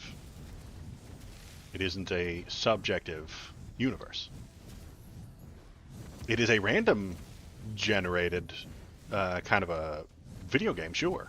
And yes, people will walk through walls, but you have left out thermodynamics, you have left out gravity, you have left out those natural laws. If you have natural laws within this thing that you created it, it's very random, and you're going for subjective. That's what your If it's an goal objective is. thing that I've created it, then we're already in an objective universe, so I don't need to argue for objectivity. Okay, great. And that objectivity is completely ungraspable by the human brain. Human brains can't comprehend the level of objectivity that the universe is.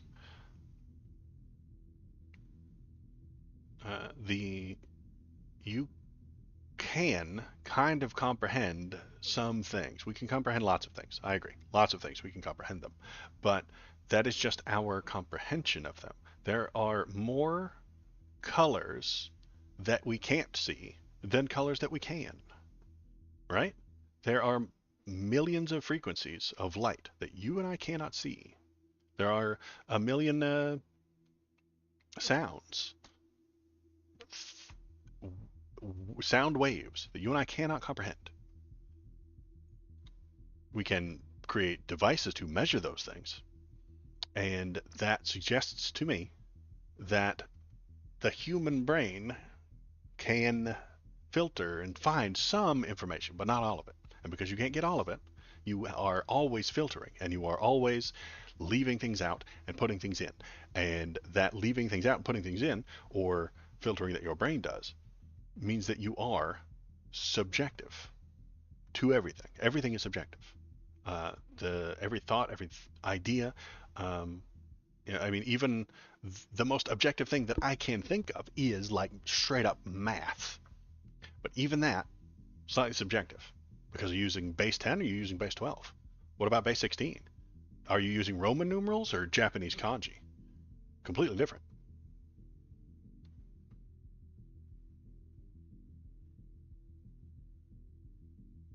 And that's the most objective thing that we can have, and that's math.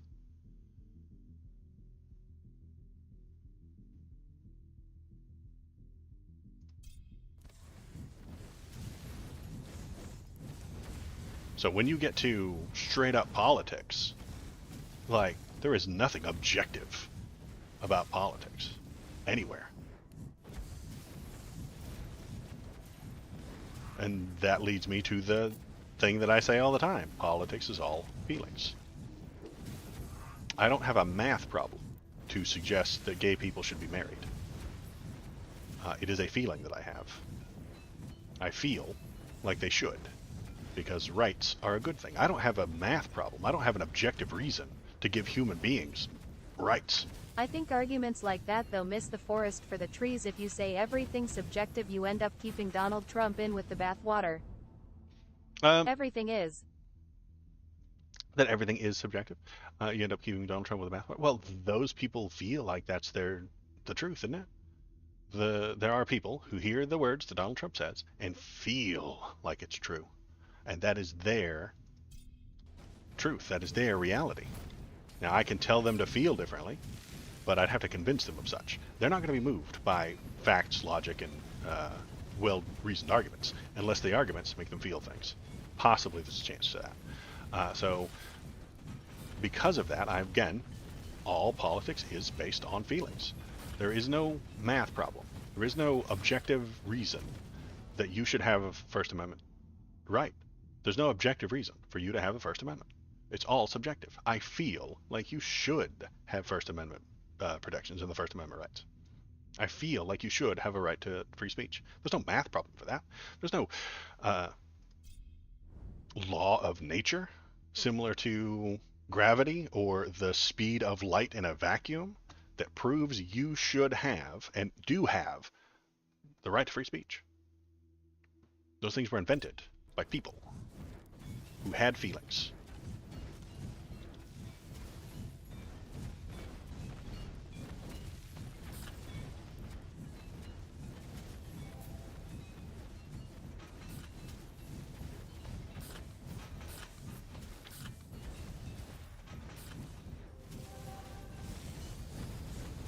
Oh, stuck in a wall, stuck in a wall.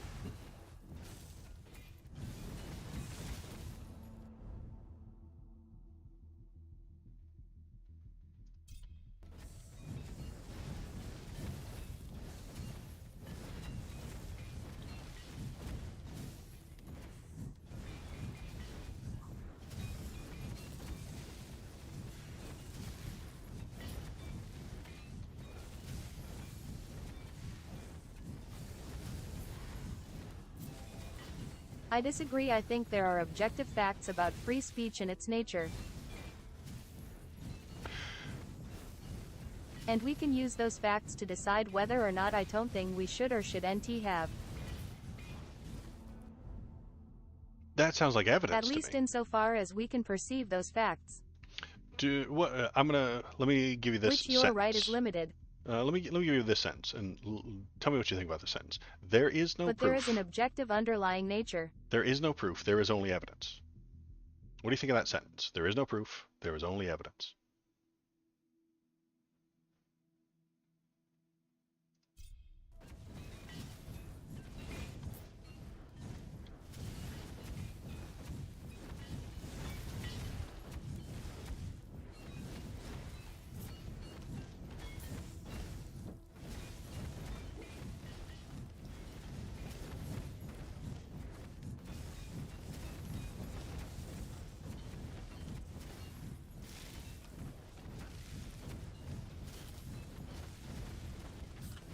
I think sentence is descriptively wrong.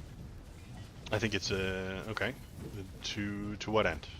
Like the point I'm trying to get to is there is evidence to suggest that people are better and freer, and there is evidence that my mother is my mother. We can gather evidence to determine who my mother is. We can gather evidence to do so. What do you think of this sentence? There are no chairs, only seats. What kind of legend is without some fire and mayhem? That's kind of what I'm suggesting as well. It's Some seats are more chair-like. some seats. Yeah. Is there a definition of chair But that no encompasses? seat is a perfect chair. Right. Exactly. Yeah. This gets into the complicated idea that is there a definition of chair that encompasses all chairs but not all non-chairs? There's no such thing. There is no. There's nothing like that. This to me is just saying, oh, I just didn't like the word chair, so I chose that nothing fitted. Well, if it has 3 legs, is it a chair? Because your definition, whatever definition you come up with for chair, I will find something that looks like a chair but does not fit your definition. I can do that. I could very easily do so. Whatever definition you have, whatever definition you come up with, an internet troll or somebody with intent like me can find a thing that would be considered widely a chair but doesn't exactly fit your definition. You'll have something about legs and backs and stuff like that, and I'll find one that has 3 legs and no back or something along those lines. So he and I did this about and to follow along with this, Thomas and I had this discussion several months ago. I put a photo of This ends up as an infinite semantic regress to the Yes. number of angels that can dance on the head of a pin. Yes, and once you're at that point, guess what? There Which is to no me objective. proves that it's wrong. Well, that proves that there is no objective. That proves that there is no objective reality. I think you're getting to the same point that I am, that how many angels can dance on the head of a pin. Is this a chair? Is this not a chair? What is and what isn't? Is this large piece of wood a spool, a cable If there spool, is no objective or is it a reality, table? then I didn't make that simulation objectively, therefore my simulation argument is correct. everything is subjective, including the thing that you created. Yeah. You created that thing in As a your main simulated. argument against my video game was that it was objective from the outside. Right, it's objective because you created it. Humans can create objects in objectivity. They can't.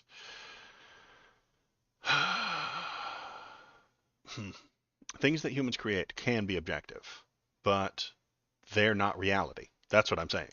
You can create the video game, and it is But you're just objective, saying but nothing not. is objective, therefore the video game isn't objective, so we can look at the inside of it and compare it to the outside and proof by contradiction that we are in an In an objective reality. So, well, okay. So what I'm getting at is there is no objective reality. You can create a thing that has some objective reality, but you're in a non-objective reality. So yeah, you can create some little pockets of objectivity. You have created a little pocket of objectivity. That's what you've done with this video game. You created a little pocket of objectivity is what you've done. But you've tried real hard to make it not objective. So you've added in the RNG, you've added in the fuzzy logic to make it not objective, and I assume in an attempt to make it look like our universe. But if you do not have gravity, thermodynamics, and like the speed of light in a vacuum entered into this as hard rules within this video game, it will be random. It will have people walking through walls and stuff like that. That is that. Did you create a subjective Okay, so reality? Lite, I have gravity and thermodynamics and speed of light limit, and I still make it subjective reality fuzzy logic. Okay, then it will most likely resemble our universe. It will be very similar to ours. It will have planets, it will have suns, it will have stars, it will have hydrogen burning gas giants that have planets spinning around them. And sometimes, very rarely, uh, a comet will slam into one of them and create the earliest forms of amino acid, and then those amino acids will stick together, and then they will become the very first proto-life on a rare occasion. A very rare occasion. Within your video game, yes. Except the amino acids will both stick together and not stick together. If you're not watching it, it'll do a thing. That doesn't mean that it's both. Are we not watching this video game? I'm confused. Or are we watching it through a monitor? If we're watching it through a monitor, they either did or didn't. I am not talking about watching versus not watching. This isn't a quantum reality. Okay, so you've created a video game. You've got this video game world, and you have coded in true randomness, which I don't think exists between in our This current is coding. just a pure fuzzy logic world. Okay. Pure fuzzy logic world. You've cracked the code. You've absolutely made this thing, and you've created it, and it exists, and it has all the laws of thermodynamics. It has all of the laws of the universe because we're again very technical and very well educated. It would either stick together or not stick together based on the gravity of the situation. Are we watching this world? With whatever rules that Waldo needs in order to say it's constructed similar enough to our world. Okay, so it's constructed similar enough to our world. Yes, okay. That's where we're getting. Great. It's constructed similar enough to our world. Check out Waldo's videos https www.youtubecom at Waldo videos.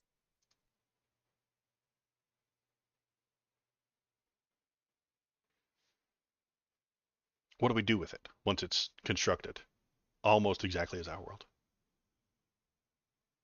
Do we put But very explicitly without an objective nature for most facts. an objective nature for most facts? We look at it and we compare that world to our world.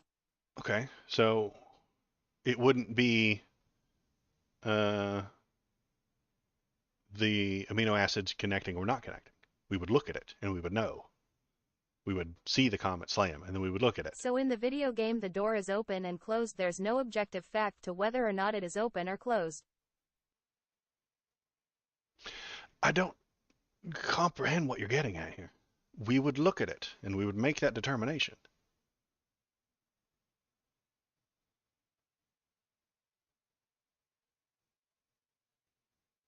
Okay, are you suggesting that after the fact the door opens? Yes, we are able to look at it and we see that the door is both open and closed. Impossible. Nonsense.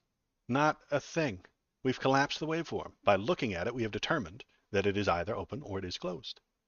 Yes, even after the fact we can rewind time and see that it was still open and closed. That's not how the things work. There is no waveform here, it is pure fuzzy logic. The Fuzzy logic waveform is does part of a not apply. waveform. Once we look at a thing, the waveform collapses. Once we look at Wave. it, we've collapsed the waveform. And we know whether or not the door is open or closed, or the cat is alive or dead. Before we look at it, we have not collapsed the waveform. We do not know. No fuzzy logic can be used to model a waveform, but I am not using it to model a waveform, I am just using it for shits and giggles. Okay. Then it's an impossible thing to comprehend. It's an impossible thing to look at. It's an impossible thing to talk about. You've made it exactly like our world, except doors can be open and closed at the same time, which is not exactly like our world. Our world has It's gravity not a and very stuff like easy that. thing for humans to look at the same as a 4D shadow. Well, when we find some and we measure some, sure, we can measure them and start looking at them and start comprehending them. But right now, what you're describing to me is a big Schrodinger box that every time I look at it, you're like, nah, it's both still. Well, it shouldn't be both because I've looked at it.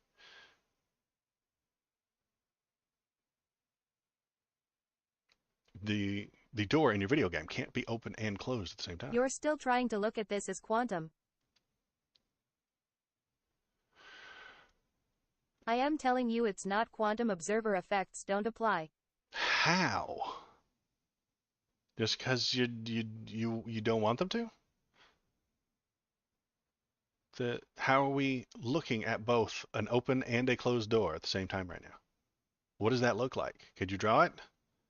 They may be the closest thing you're familiar with, but I am just making door openness a fuzzy logic property. And that fuzzy logic will have an outcome. They don't just say both, all different possibilities all the time. They will come up to a conclusion or a current state. We don't know what that current state is until we look at it and determine what that No current state is. fuzzy logic doesn't have to have a terminal state. Well, then fuzzy logic doesn't exist. In this case, it's an infinitely continuing fuzzy logic computation. That sounds nothing like our planet. That sounds How's your day nothing like going, our Waldo? world. Hey, buddy, how's it going? Well, I'm doing good. Me and Popog are trying to determine whether or not reality exists. Welcome to the stream. Thanks for being here. I agree, it sounds nothing like our planet, and that's why we're not in a subjective reality. That thing that you created doesn't sound like our planet, and that's why we're not in a subjective reality. We live in a simulation. Well, I don't think we'd live in a simulation either. I'm looking at this sentence and it's not computing, Popok. I agree. It sounds nothing But like really, our planet. VC me on this sometime. And that's why we're not in a subjective reality. Now, okay. I don't think that proves what you think it proves. This pure random, infinite, open door, closed door, pure Schrodinger 100% of the time, even after you've looked at the thing, it's still Schrodinging. Doesn't look like our planet. So we have to be in objective reality. And no. Well, I think it proves what I think it proves, so. Sounds quite subjective of you, doesn't it? The Thomas and I did have many hours of arguing what is subjective and what is objective when we argued about the definitions of those two words themselves. And I came about to a different set of words. What I came about to words were of the world and of the mind. You know, and let me find my insane chart because I made a flow chart too years ago, and I haven't posted it anywhere in a while. It's on the YouTube page for sure. Jesus was of the world. Jesus was of the world. There could have been a person named Jesus walking around. He was of the world, but Isn't. isn't. But if you think you spoke to him and he told you to do a thing, that's of your mind, um, and that is not Isn't objective. Jesus was of the world a Bible quote? Was of the world? Well, maybe. Um, but maybe no. You know what? I was saying of the reality. Maybe. Well, let me find my old chart. What's of the mind and what's of the reality? That kind of thing is what I was going for. Because let me get to this point. Can I fill a cup with justice? No. Can I have a big bowl of mercy? No. Is there a molecule for happiness? No. Happiness, is there a love molecule? No. Is that where's happiness on the periodic table? So there are things that exist within our world that we all exist. Justice does exist. Mercy does exist. Happiness does exist. But they are not of the world. They are of the mind, is what I was trying to get to. That's the So that suggests to me that those things are Can you fill a subjective. cup with justice? Yes, but you'll have to get one of them to agree to it first. um, Escott US jokes. SCOTUS jokes, folks. He's got the SCOTUS jokes. So that's the kind of point that I start from. Can you fill a cup with mercy? No. Can I? It's not on the periodic table either, mercy. So what we have to do is then um, accept that it isn't a hard physical thing. It exists. I believe that I think that justice exists. I think that mercy exists. I think that happiness exists. But those things aren't of the world. They aren't of the reality. They're of the I mind. dunno, that just seems like a colorless green ideas sleep furiously thing. Colorless green ideas, sleep furiously thing. Oh, okay, that's cool. Um, I mean, is justice a real thing?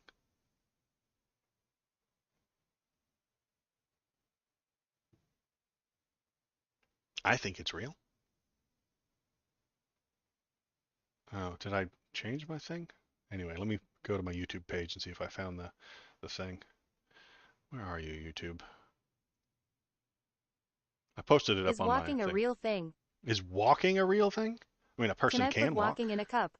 Could I put walking in a cup? No, but you could demonstrate walking. Language, we have a word for it.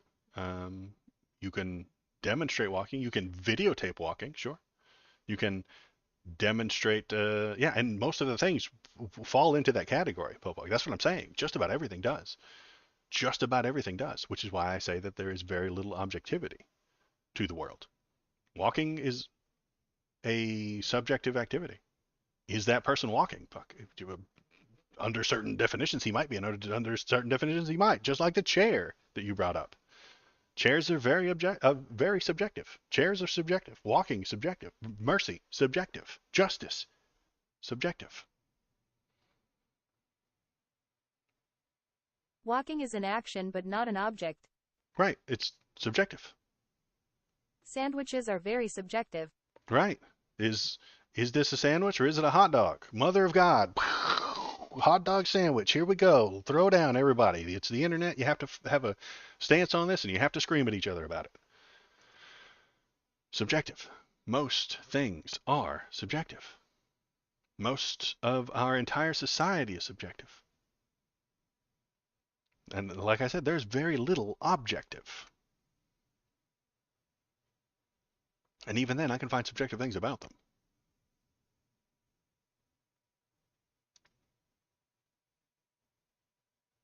I think I put it in a community tab. And then I started deleting things I from would it. agree walking is subjective. Humans regularly disagree on if a being is walking or running. Right. So that is a subjective thing. All right. So this is my wacky, insane flow chart that I made a long time ago. Let me go to here, and let me go to here. Oh, nope. We're going to turn off the game for now. We're going to turn on the window capture. We're going to go right there. And we're going to click on Chrome. There it is. And we've chosen to define that word to have very loosey-goosey boundaries. Well, it will always have loosey-goosey boundaries. There is no proper boundary for that such a thing.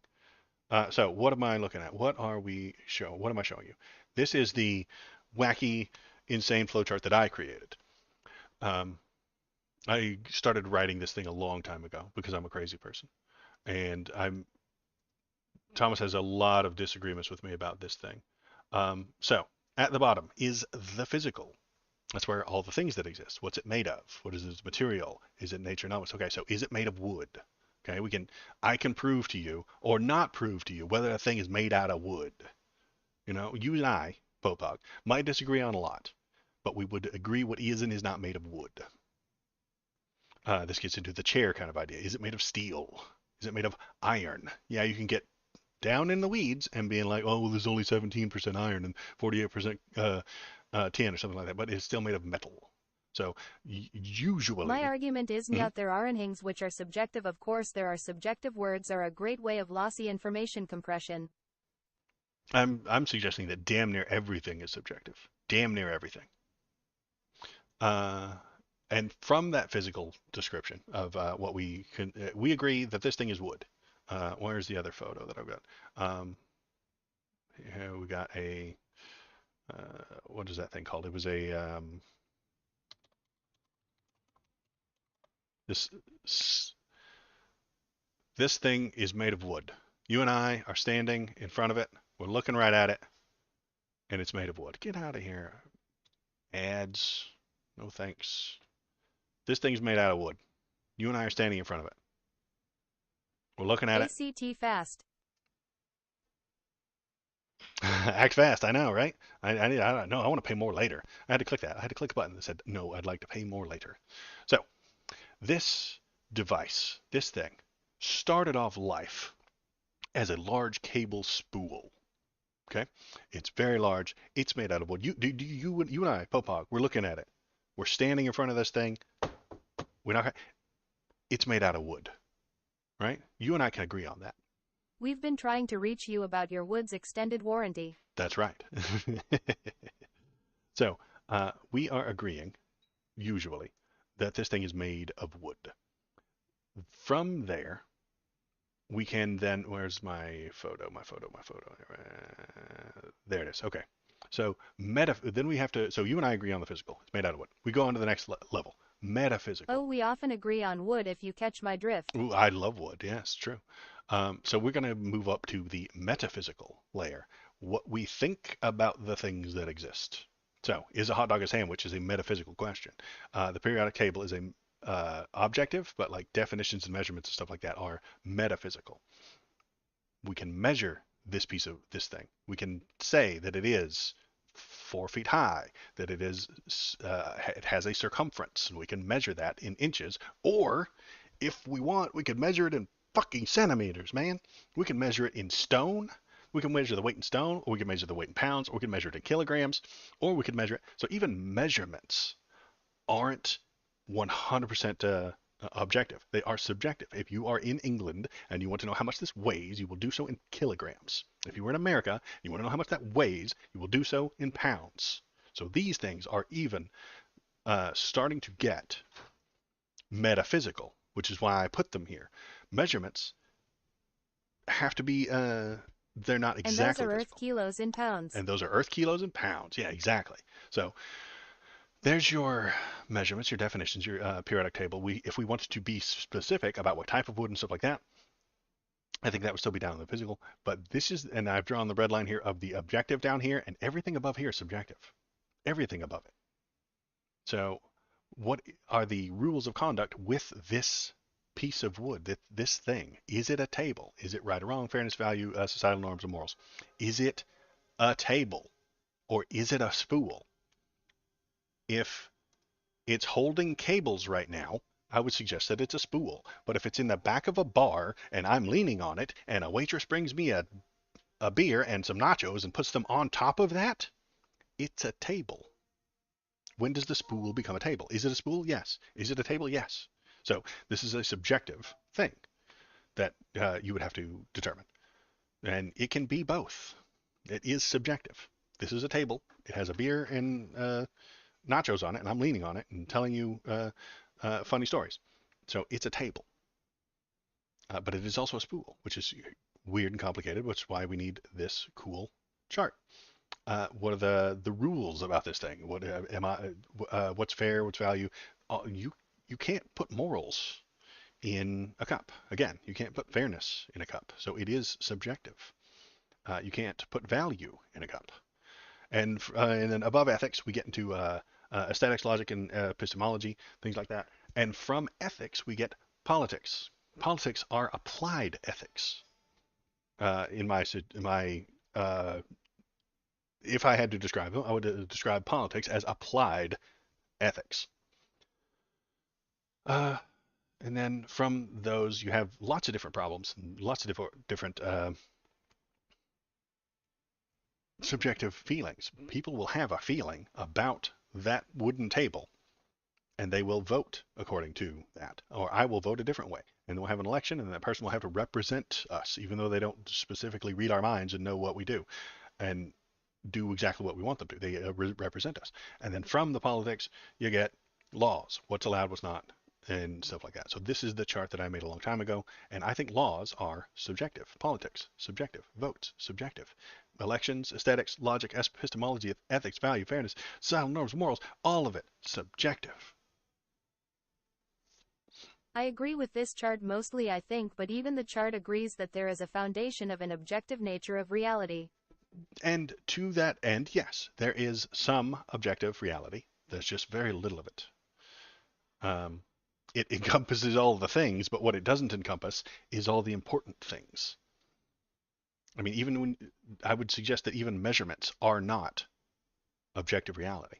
And if measurements aren't objective reality, then any thought we've ever had isn't objective I think the reality. argument last time was there is no objective morality. You're right.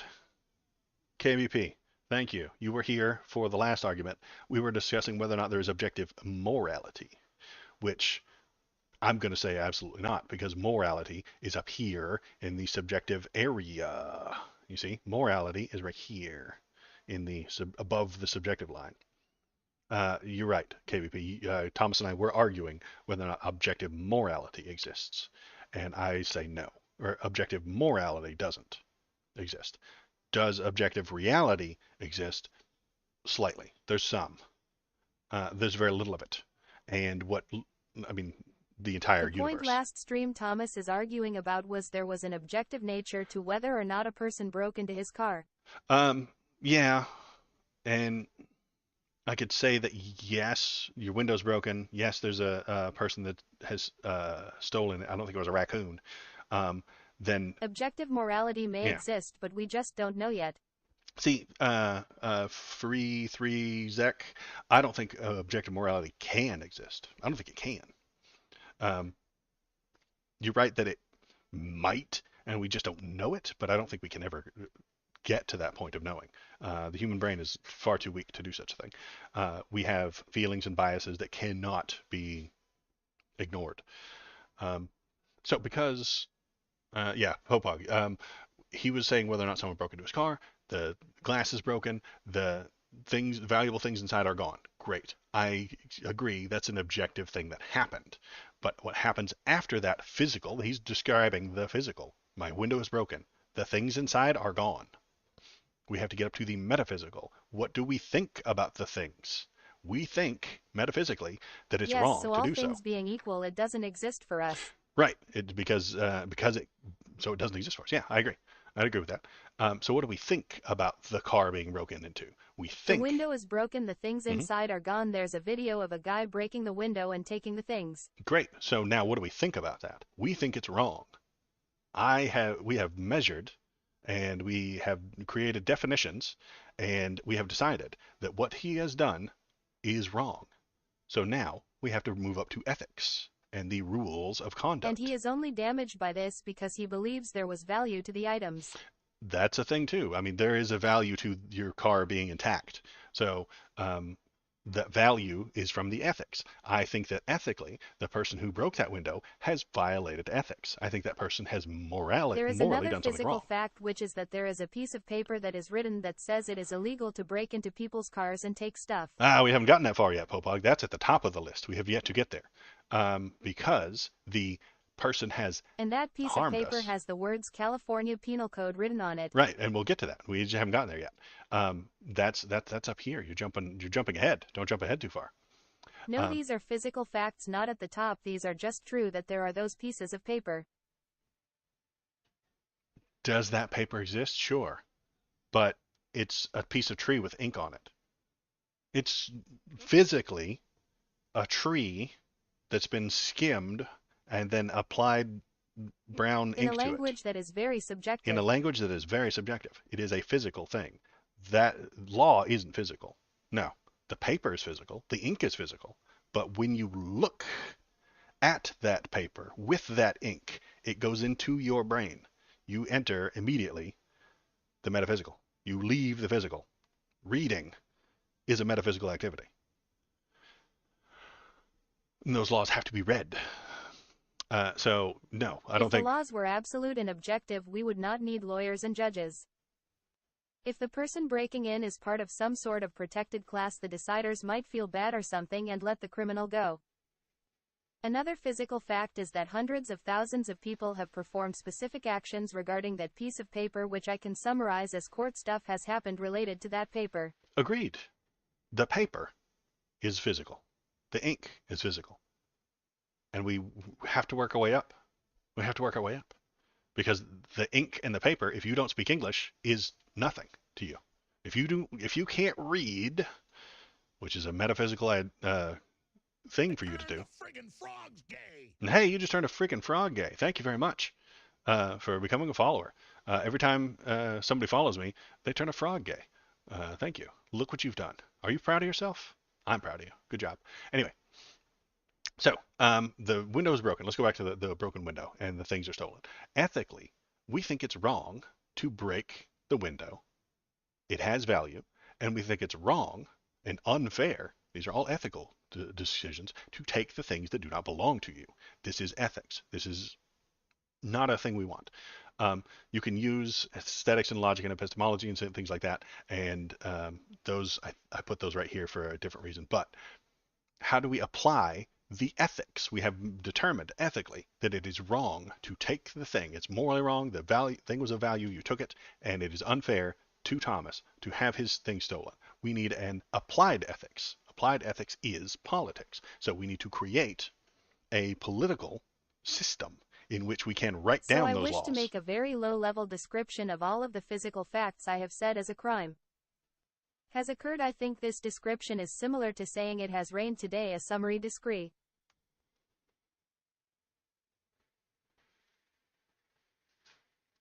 Trump Um, 2024. I wish to make a very long description of the physical facts I have Is found as a this what you crime call an as. ontology? Yeah, this is, yeah, I think we're getting into ontology. Yeah, yeah. I think this description is similar to saying it has rained today, a summary description of a complex series of events. Yes, acceptable. Okay, so yeah, you're describing some things that happened. Okay, so we've created a politics that has suggested we need to create a society. I would probably put society At in. free 3 Zek, no, that's the study of cancer. Yeah, free 3xx.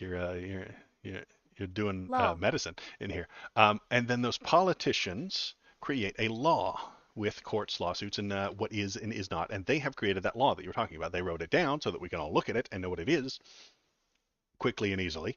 But the law itself is a byproduct of the politics. Now, this doesn't have to be the politics don't have to be Democrats and Republicans. This works even within like a tribal society. Like physically, I hit somebody. Metaphysically, we're upset with the way I hit the other member of the tribe. The ethics suggest that I shouldn't do that. The politics is set by a shaman who is just the oldest human we have within our stupid little mud hut living tribe, and he's the politics. He's applying the ethics. You have done the thing wrong. You have hit this guy, and you shouldn't be doing it. And the law says you get I don't know what dragged by a horse. I don't know. they will come up with their own law. Even this applies even to the most base level of human societies. If you have a society, you don't have to have a society. It's entirely possible that you could live outside of society. You could be living in Mad Max worlds. Does this apply to Mad Max? Of course it does. Physical. I am one of the war boys who has chrome sprayed on my face. I physically have a steering wheel. Metaphysical. What do I think about being a war boy? I think that I They need to still die for the held court in cause. Mad Max. Yeah, they still held court. I think that I am a war boy, and it's a good job for me. Rules and conduct of a war boy. I do what the Immortan Joe tells me to do. He tells me to jump on that thing. I'm gonna jump on the damn thing. He is the political class, pretty much, and he is the law. So this works every time. It doesn't work, but this is, I think, the way that most societies are structured. There's room in here for there's things that aren't in here yet. Things like where does the media fit in? Where does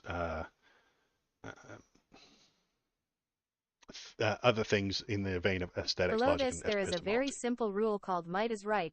And yeah, that you could build an entire structure of this with might is right.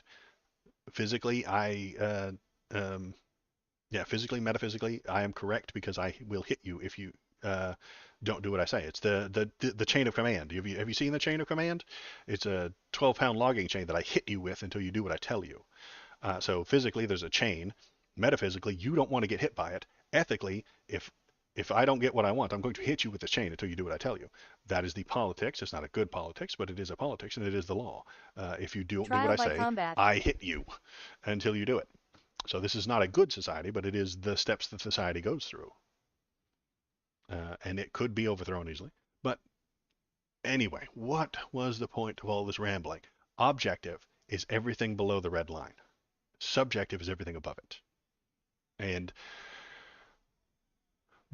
in my drawing, I have morality above the red line, so I think that all morals are subjective. And that's the kind of point I was getting to with the gay rights.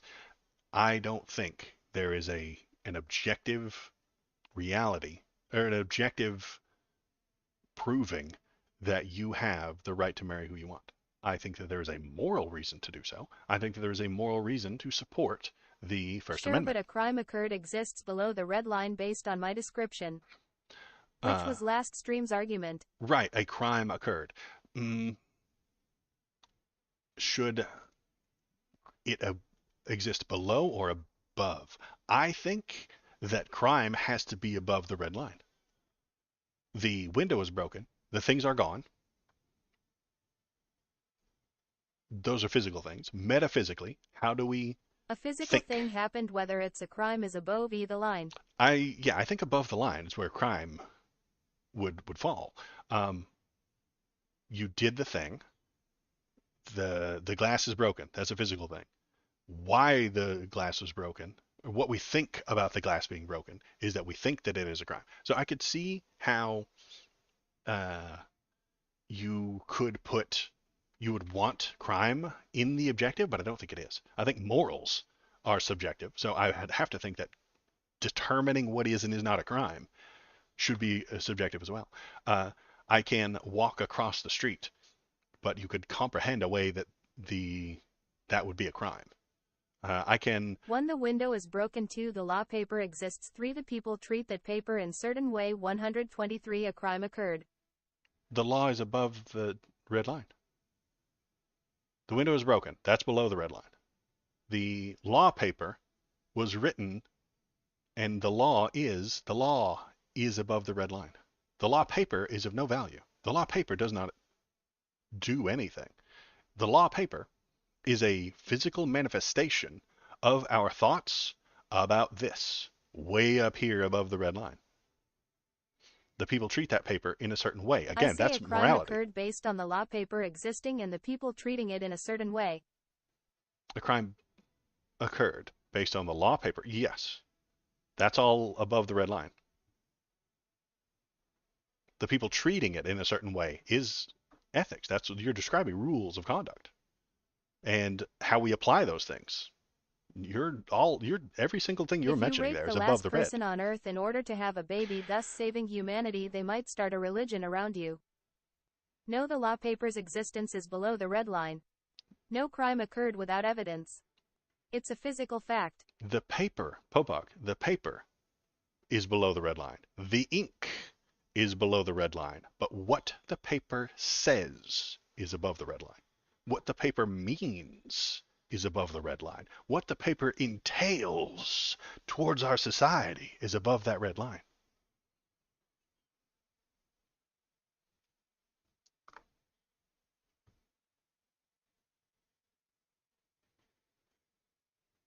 This is fun.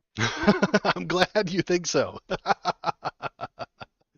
I don't usually get very many followers or viewers, so I'm glad you're having fun. Thank you.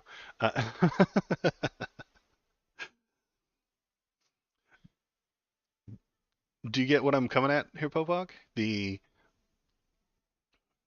idea, the law, is above the red line.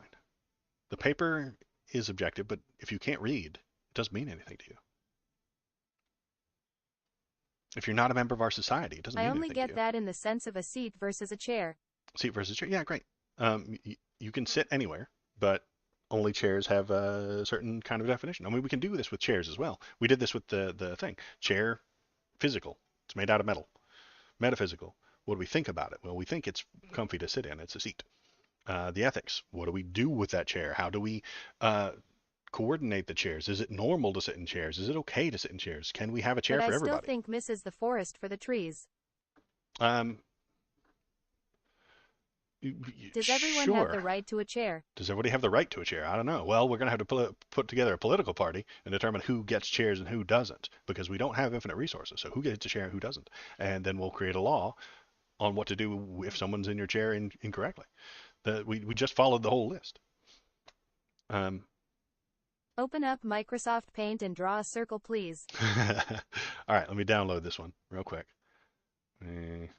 Because I was working on it, and I think, oh geez, can I download this? Save image as.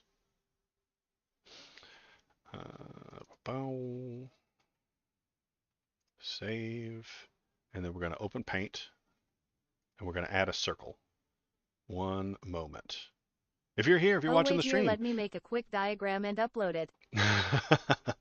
it is. Are you on the YouTube? It's Paint. Yeah, Go Paint to stream. Wait, didn't Paint? Okay, go to Paint.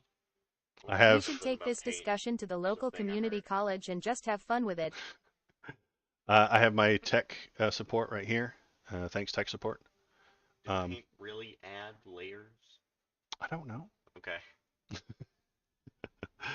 You can download this chart yourself at the YouTube page. Let me find the exact place where you can download it from. Right there, and then we put it right here, and then we go Control V, and then we hit Enter. HTTPS www.youtu become channel community LB. So if you go there, you go to the community tab, and then you scroll down a little bit, you should be able to find it. It was about 8 months ago that I uploaded this thing. If you right-click the image, you can press Save As, and then save the image there. I did that. Now, what I need to do is go to the place that I saved it, which was in my folder here, and then I can right-click and open it with Paint. Edit with Paint. Maybe you can do this to stop it from reading text. That's a different application. It worked pretty similar, but like Nope. it's just it's a different thing. Well, yeah.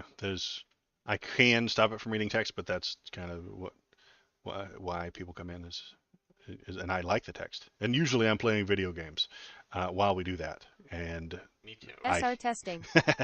and then I hear the things that you're saying, so I don't have to look away from the video game. That would bring shame to Canooch. Yeah, this is our Lord and Savior, Lady Canooch. Sometimes a command format stops it. So I have it open in Paint. Let me convince this thing. All right, kid, get out of here. Okay. Let me convince this thing to cap the right web.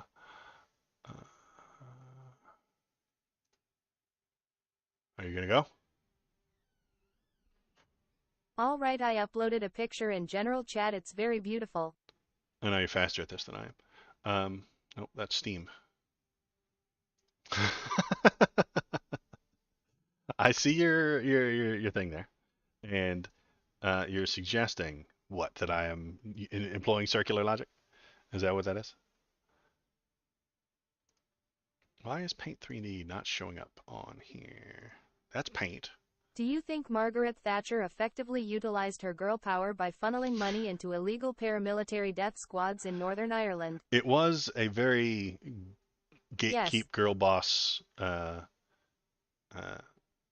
move of Thatcher. She was a gatekeep girl boss, um, gaslight superpower, gate boss girl keep Death of her to squads do. are very girl boss. Yeah, I agree. Death Squad's a very girl boss.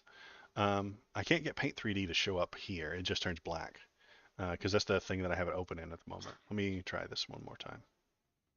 And if I don't get it, I'll put your wonderful drawing up on the thing. And let's do that. No, Oh, I it's just see. show up. No, it's not showing up. Let me get your drawing though, because it's a very good drawing that you've created here. So yeah, because of the way that I think I've drawn that tree, I think that tree works. Because you can't have lawful discussions if you don't have if you don't have politics in place. And you can't have politics in place if you don't have I like the cider burns. societal ethics in place. Thank you. They are coming in real good. I'm going for the full Asimov. If you've never seen a picture of Isaac Asimov, you should look him up. That's what I'm going for. So we're going to copy that. Yeah, I like it. And we're going to put it in here so that you can't see it. Paste, and we're going to hit enter, and we're going to go, and we're going to look at it, and then I'm going to go here, and I'm going to hit the webcap screen, and I'm going to choose. I am a something of an sideburn enjoyer myself. Oh, good. I was in Vegas last week, and I got four completely random people telling me that they were This cool is looking. why a diverse society is easier to rule than a homogeneous one, because the population won't have a strong set of core shared values. There we go. This is the drawing that the Popog has made for me, and he is suggesting, I think, that it is a circular logical argument that I'm making, and that is fine. That's fun. Thank you for participating and having a good time with it. Thanks for chiming in, everybody. I appreciate all the people who are jumping in to talk this very silly, very redonkulous philosophy with me. Because that's usually what happens. What happens is I talk to my friend Thomas, who on the stream, he is a My conservative diagram type. is trying to show fuzzy sets. Fuzzy sets. Okay, so that diagram shows fuzzy sets. And by being completely fuzzy the way it is unpredictable. It's unpredictable. Is that what you're getting at?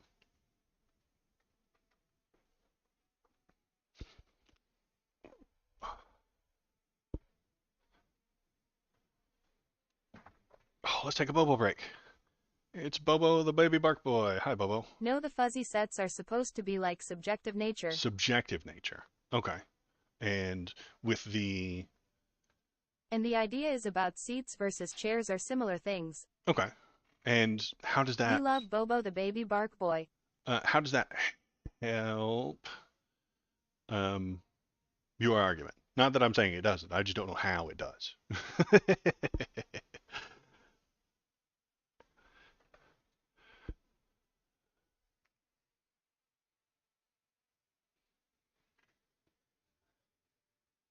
The basic idea is that it's true that the red thing isn't clearly inside the gray thing, but the green thing is. I would agree to that sentence. Red thing isn't clearly inside the gray thing, Lol. but the green thing is. I agree. Check out Waldo's videos, https www.youtubecom at Waldo videos. I'm gonna have to increase the decrease the frequency that she And does that. subjective definitions are kind of like these sets. Subjective definitions are kind of like these sets. Okay. So yeah, subjective definitions. Okay. So even though it's hard to say objective things using subjective things as a basis, you sometimes can. I don't know about that. I think all definitions are subjective. All of them. Literally. Every single definition of every single thing that has ever existed forever is subjective. All definitions are subjective. All of them. There's some objectivity within straight math, and that's the kind of the thing that I've been saying. Directly, there is two things. Okay, great. Well, that's mostly objective. There are two things. You can add two more to that thing, to those two things to make four things. But the subjectivity of that just comes in which language you're using. If everybody thinks the sky is blue, then objectively everybody thinks the sky is blue, but the first time a colorblind person is born, it's no longer true. It's a subjective, yes. That's what I'm saying. That damn near everything's subjective. I mean, we just added 2 plus 2 to make 4, but what if we speak Spanish? It's dos plus At dos least equals until cuatro. you beat that colorblind person into submission. Oh, okay. Are we coming out hard? Are we being spicy takes and suggesting that colorblinds aren't allowed? Oh man, Popog, I can't believe you do such a thing. Coming out of it. That's the might is right rule of physicality. We're gonna invent Left-handed new. people. We're gonna invent new slurs. Colorblind people are now Kobles, Cobl. Yeah, Cobl. And Popog wants them all to die. It's fucked up of you to say such a thing. I can't believe you would say such a thing right here on my stream. Calling the colorblind people is frankly pretty generous on my part. Might is right is one of the mottos of the Skull and Bones Society. New war crimes happening here on the Waldo stream every day. Well, yeah, and how did we get here? Because Might and Magic is one of the heroes of video games. we get here because I talked to Thomas. He doesn't agree with me on the things. That we go down this tree. So we go down the tree, up and down the tree all the time. With as far as where did you go? Where did you go? Nope, that's not right. Nope, that's not right. Nope, that's not right. Nope, that's not right. I can be wrong all day long. It's great. Bow. That. Nope. Nope. Okay. Anyway, you remember the tree. You remember the drawing that I did.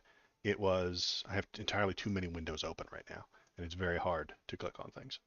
I'm going to close a few of them.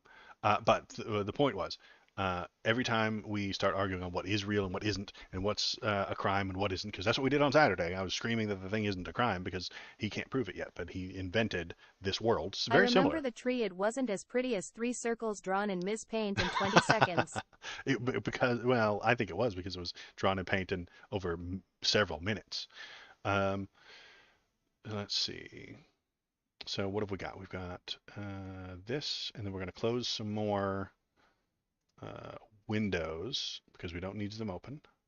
We do need this one. We're going to close this one. I see. We're going to close this one. We're going to close this one.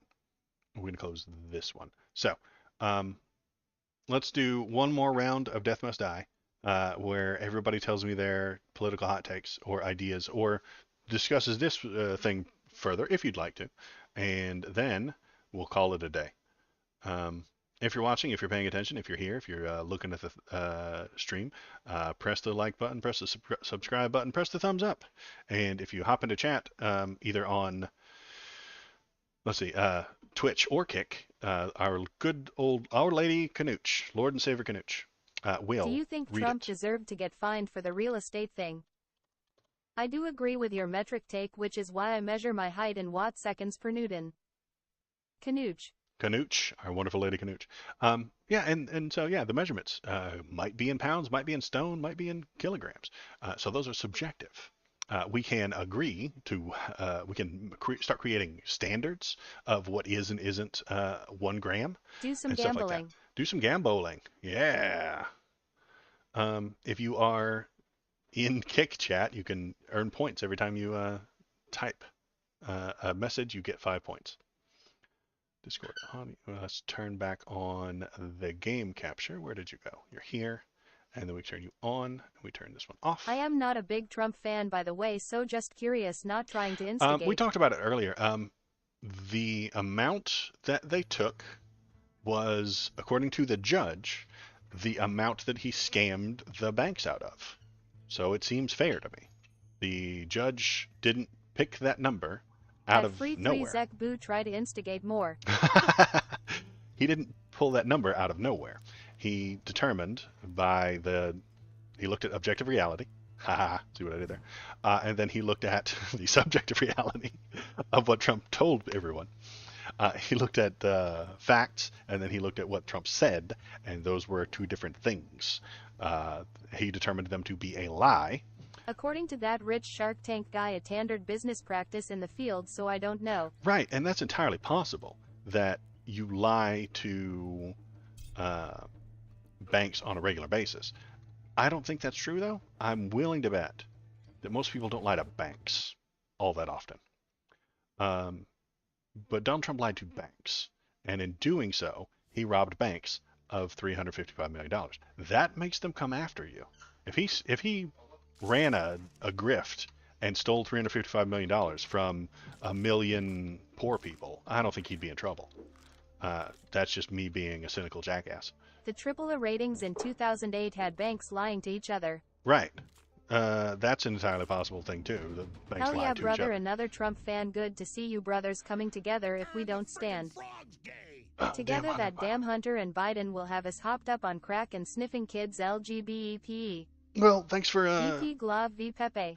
thanks I for am pretty sure banks are the biggest liars on earth. and Hell that's yeah, brother, why another Trump fan. Good to generally- see you brothers wow. coming together if we don't he did it stand twice. Good for him. together. That damn Hunter and Biden will have us hopped up on crack and sniffing kids LGBT. VP Glav v Pepe. I am pretty sure banks are the biggest liars on earth. But the banks didn't come after him, the state of New York did. Good night, Canooch. Good night, Canooch. Yeah, she's drunk. Canooch is drunk. She's repeating stuff. The banks didn't come after him. The state of New York did. Good Yeah. night at KBP 24.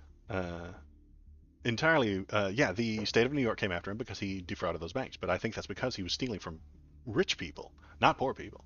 That's just me being a edgy jackass, because I think that him robbing poor people would not get as much trouble as robbing rich people. So did he deserve that? Well, yeah, that's what the judge said. He didn't pay those banks, so now he's going to give that to the state, which, if anybody sends money to Trump, he's going to use that money to pay off the state fines. So I don't know, it's like extra taxes. Let's see how he likes permafrost in his All right, chilling strike, there we go.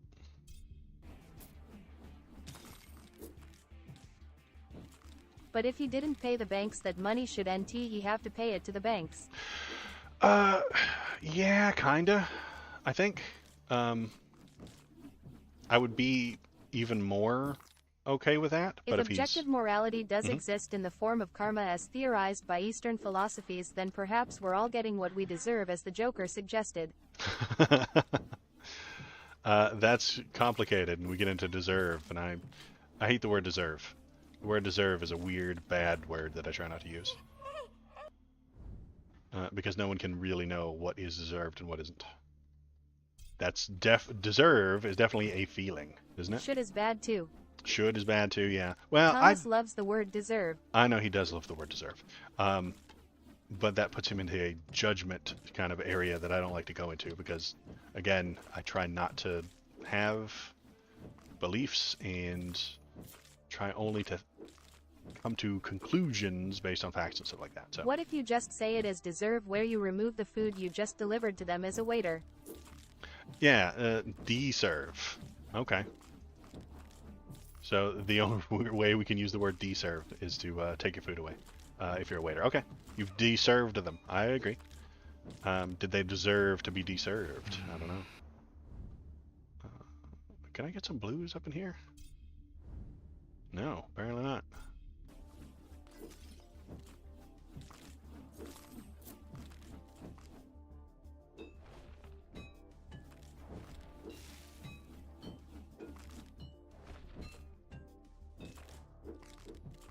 But we had somebody become a follower. I appreciate that. Thank you very much for turning another frog gay. Every follower turns another frog gay. Hope you're happy.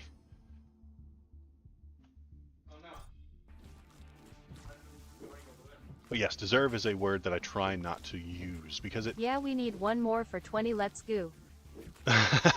No, I got to the 20. I think it gave me the banner a moment ago that I got my goal of 20 followers. Very exciting.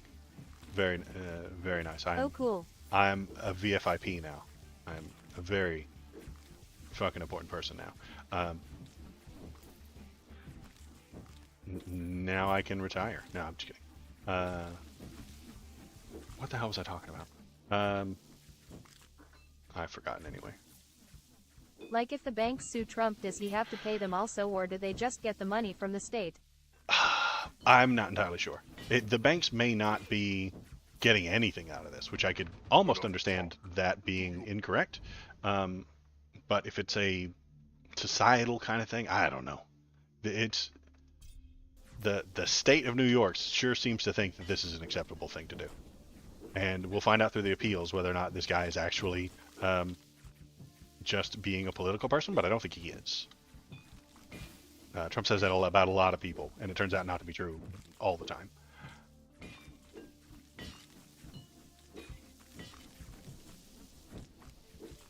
And that's what the appellate court, the appeals court is going to do. Did this judge follow the law? Did the lawyers follow the law? Is there anything incorrectly administered in this situation? And if they say no, then he has to pay that money. And like I said earlier, a few hours ago, not everybody was here, but I think that he is going to have to get a bond, which he won't get because his credit is so bad. He has a habit of not paying the people and getting in trouble and not paying people back. I have no control over any of this, so it's objectively true that whatever I decide won't matter. So yeah, he will have to try and get a bond, which will be very difficult and at a very high interest rate because he has. I mean, the judge just suggested that he defrauded banks. So why would you give him a loan? I don't have much hope of the appeal giving the correct answer because the adversarial nature of the justice system requires his lawyers to be competent to reach a correct conclusion, which they are not. Okay, so you think that the appeal will go through and they will say, oh yeah, your lawyers are just too stupid? Is that what you're thinking? I'm sure he will try that tactic. No, those lawyers are dumb. You can't trust them. So they did a bad job. Don't listen to them.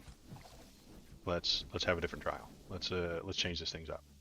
I can't be held responsible. I can't pay this money because my lawyers are stupid. I can definitely see that being a tactic. No, I think the appeal will conclude with you lawyers are too dumb and didn't file the right paperwork, so you lose. Oh, so you lose. Which doesn't okay. answer my legal questions about this situation. No, it probably doesn't. But it answers whether or not he's going to pay, which would be yes.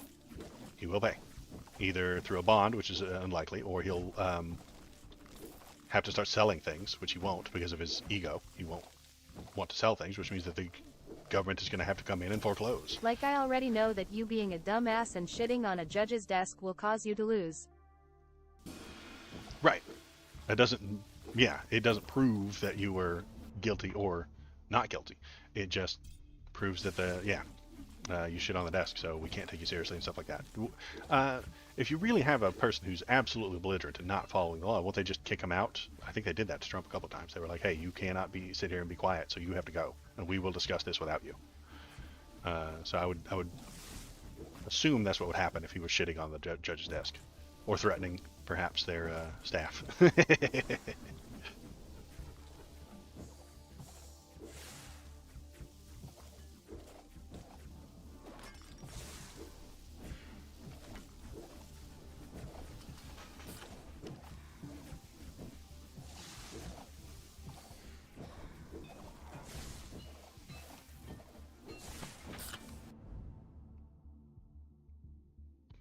Meteor cooldown. So lightning bolt. Yeah, let's do lightning bolt.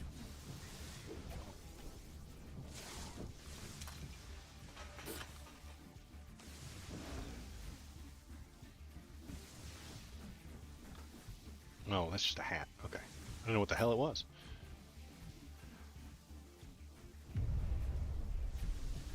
In my house my cats know that I am the law. But in order to understand the political nature of this or lack thereof, I would need to know actual legal answers. Those two ran together and it made me laugh. In order to understand the political nature of this or lack thereof, I would need to know the actual legal answer. So yeah, you're probably right. I think you're right. We can't know exactly whether or not he broke the well. I don't know. At Free 3 Zek, do you shit on their desks? That's how they know he's the law, man. He poops on the cats. They don't poop on his floor. He poops on their property. That's against the law in this house at Pop OG 42.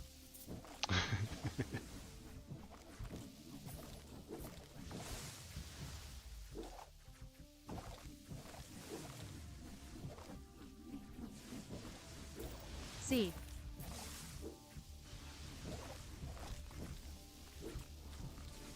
Z, thanks for coming in, Giannis Pokoi. Probably saying it wrong. Give us a political hot take.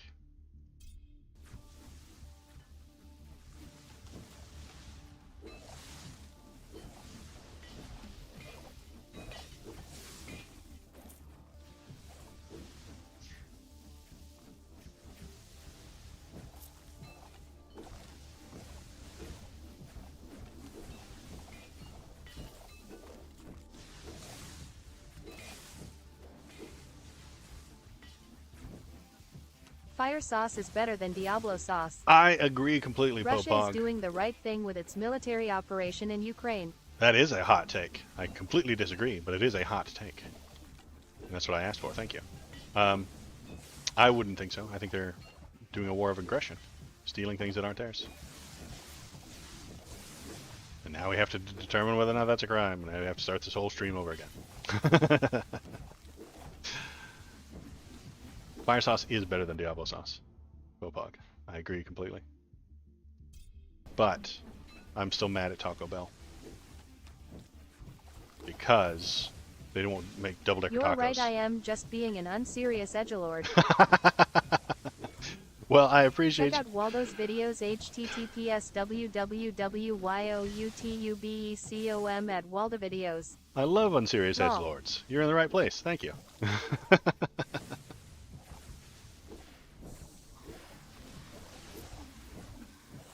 Yeah, I'm upset with Taco Bell for not making double-decker tacos. You have all the ingredients. They're right there. Put it together. Why you gotta give me grief? My hot take: one of these two things must be true. 1. There's no such thing as war crimes. But I appreciate your willingness to have dialogue instead of instantly getting triggered. Well, thanks. Yeah, that's kind of what I want to do with the channel. I argue with conservative type people all the time. I know enough of them. 2. Doing anything but marching your soldiers in lines at each other is a war crime. All right, Popok has given I us am the trigger two man hot here. takes. Yeah, KBP is the one who triggers people. One of these two things must be true. So it's riddle time, everybody. Riddle times. Popog has written us a riddle. One of these things must be true. There is no such thing as war crimes, or doing anything but marching your soldiers in lines at each other is a war crime. I kind of think the second one's true. Anything beyond, do you mean anything beyond marching soldiers back and forth at each other? So once you start shooting at each other, would you say that that's a war crime? All war is crime. Yeah, I'm on board with that idea too. The other doggy is up here. He has come up for a visit. Oh, come here, Lewis. We had Bobo the baby bark boy earlier, but now it's time for Lulu, the bigger bark boy. It's Louie. Hi, Louie. How are you? Yeah, anything beyond they must be in lines in bright uniforms. They can shoot at each other, but only during the agreed upon war hours. Yeah, I'm okay with that. Anything Hi, more Louie. extreme than that is a war crime. I'm on board. Popog, yeah. All war is crime. We should avoid it at all costs. Hi, Louie. Wow, he licked me. Okay. And he and Bobo are just going to run around and wrestle for a little bit. So if you hear scratching noises or things going on in the background, it's those two rolling around. There's Bobo again. Can you come to see me, Bobo? Come here. Whoa. Say hello to the internet. Hi. I'm Bobo the baby bark boy with his gigantic bat ears. Yeah. But Louie's down there. He wants to play with Louie. Go get him. And they're just going to run around and wrestle. He's got those Yoda ears. Mm-hmm. I'll bring all my chat windows back up. Oops. That one there. Which browser is this? This is here. Okay. There we go. All right. So let's But the continue with the idea game. of war crimes makes no sense. Relationships between nations is governed by diplomacy and treaty, and war is a total breakdown of both. Otherwise, it's not war. Yeah, I agree. I do not like war. I think we should do everything we can to avoid it, which is why diplomacy exists. Yeah, when your diplomacy fails, that's when war happens. That's generally why I, hot take, liked the Iran deal that Obama and John Kerry put together. I think that it was a good idea. I think that we have only two options with Iran, and that's diplomacy or war. Let's try the diplomacy first. Or war and then diplomacy with anyone in there that's still alive. Which I think is, not a good thing either. That's what we did with Iraq. War and then we tried to do diplomacy with all the people that were still there. Bad plan, bad call. Not a good idea. So yeah, I don't like that Donald Trump tore up that Iran deal. That Iran deal was diplomacy. But it had Obama's name on it, and he hates everything that has Obama's name on it, regardless of how useful or good or right or proper or correct I it is. can't claim loyalty to liberals or conservatives. I think you are a libertarian, since I would Coat of cold. legalize all drugs, prostitution, and I would let states decide all of their own laws without forcing Federal stuff on them. Yeah, without forcing federal stuff on them. I could, yeah, usually that is the libertarian path that they go for. I consider myself a leftist. I would push for market socialism if at all possible. And I know that is a long, slow trip to get there. I don't want to force that overnight. But I'm agreeing with you on the legalize all drugs. Let's start with the softer ones and see how it goes. I just think any group of people should be able to decide their own laws, and I can't see any good argument against that. I can agree with that. The idea that you decide your own laws, I like that idea. That leads towards freedom. Because my axiom, my guiding principle would be freedom. But the only reason you would take someone's freedom away is because the thing they want to do would harm somebody else's freedom. So you don't have the freedom to murder people because obviously that would hurt the freedom of the person you just murdered. So we can't have that. And I would say some of the legalizing all of the drugs would harm people's freedom, possibly. That one of them, I don't think the weed specifically is harming people's freedom. I think taking it away from them is a much harsher anti-freedom thing. So I don't want to do that. Everything is better out in the open, emo. Everything is better out in the open. You're right, and that is a good argument. Make it safe, make it legal, make it something that you could go to a doctor to get help with. Hi, doc, I'm addicted to heroin. Can you please help? Love to. I think that should be something that you could do, but for the fear of going to jail, people will avoid it. Give me the powder I want, not fentanyl. So what are was the your other thoughts thing on I these noticed? open air markets for drugs and abusers? Open air markets for drugs and abuse? What do you mean, like the places where you're allowed to do the drug, and then they, like the needle Air. places, open air markets for drugs and abusers, like in downtown Seattle, like Fifth Street or whatever it was, where they just sell things. Kensington Avenue, Philadelphia. Kensington Avenue, Philadelphia. Oh, okay, so that is people just doing capitalism. I don't like it. But there are customers there willing to make money, and there are businessmen who want to make that money, want to have that money. That's a side effect of all capitalism. If Pokemon were illegal, there would be a black market somewhere selling them, because people want them. If there's it doesn't matter what it is. If it's illegal, someone will sell it. If it's valuable, someone will sell it. I don't care what it is. Doesn't matter what it is. If there's something of value, there will be someone who sells it. And we can create laws against those things if they're harmful. And I think that's okay. What is the other thing you mentioned with the libertarian thing? Prostitution being legalized. I think that should as well be legalized. Out in the open for prostitution, make it more acceptable. And if you rob one, she can sue you. I'd be okay with that.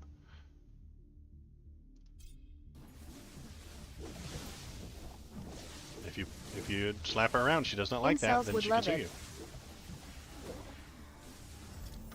Incels don't love anything. At Free3Zek, have you heard of objectivism?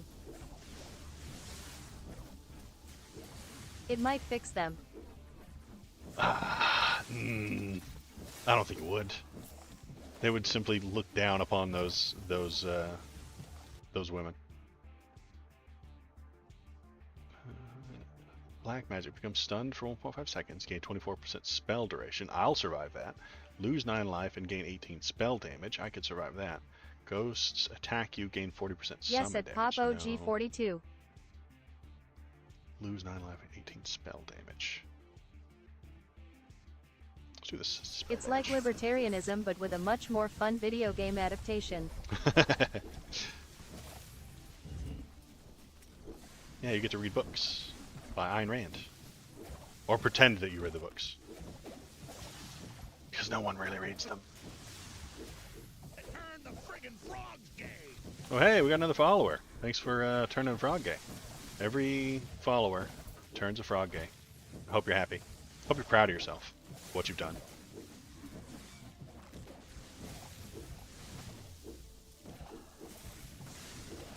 I'm proud of you for doing it. Hey kid, what are you doing? Hello, I'm looking at you playing video games. Oh, okay. There I am. I don't need any tech support, thank you.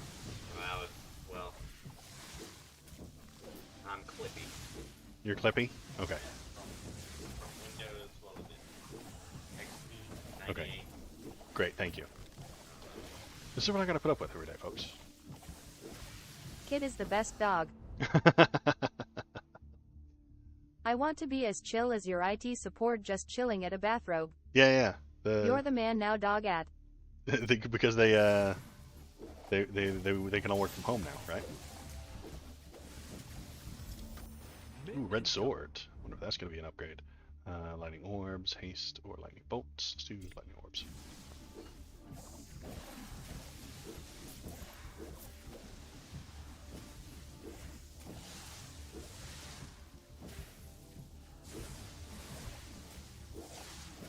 At KBP24, I've got fun news for can actually wear a bathrobe without having to be IT support. You could do it too. If you buy my Waldo branded bathrobes, they're made from only Oh my child god, I need labor. one now. Yeah, that's the first piece of merch, and it is 100% made with child labor. Like I will promise you that it was made by a child who did not want to be there.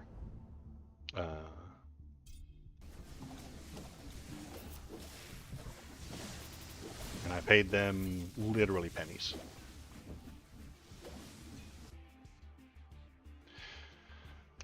Good to meet you. Thanks for streaming time for my Spanish lesson using the thinking method, which is really cool. Try out language transfer site or app. It's free, no ads or sneaky stuff. Oh, interesting. Okay, So cool. just a bunch of minimum wage teenagers. Yeah, minimum wage teenagers. It's going to be built in Alabama because that's the way they work now. Thanks for coming by. Free 3 Zach. I don't know how to say that, but okay. I appreciate it. Yeah, we're almost done here too. I'm going to finish this run and then I'll probably call it a Bye day. at free 3 Zek. We will miss you. Let's do less experience. Gain 23 Adios, spell amigo. damage. Terrible. All skills offered are novice. Gain 111% more experience. I hate that. Lose all luck. Gain 2 spell projectiles. Let's do that. All right, we're unlucky, but we got 2 more projectiles, which I think would do me well.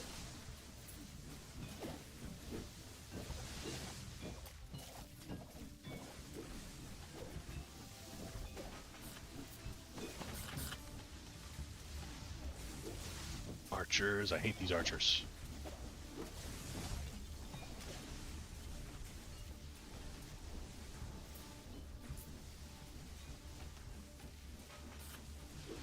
I got homing missiles now. Look at them. Those little fireballs chase me around. I can't even dodge them anymore.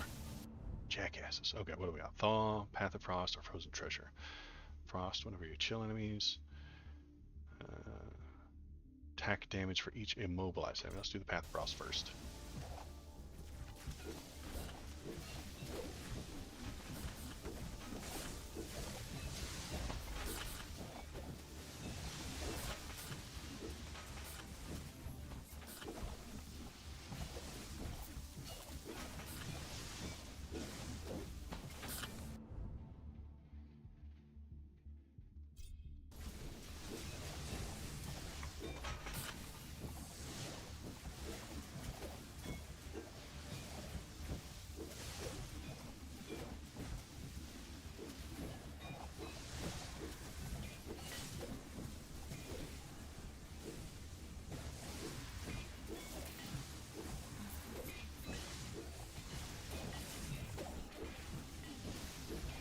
Ouch. Timing's all off on that one.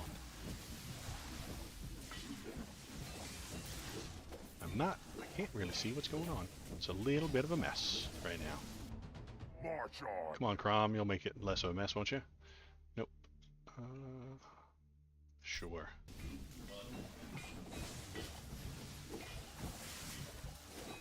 Well, heart.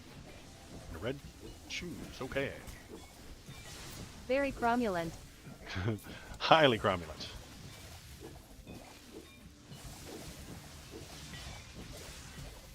Effervescent, even.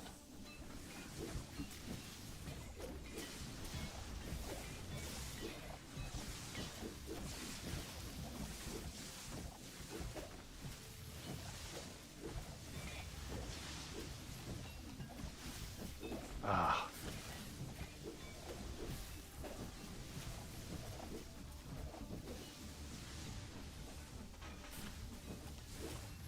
Whoa. Archers. Get out of here, archers. I hate them. Chilling Strike, Path of Frost, Chilling Strike.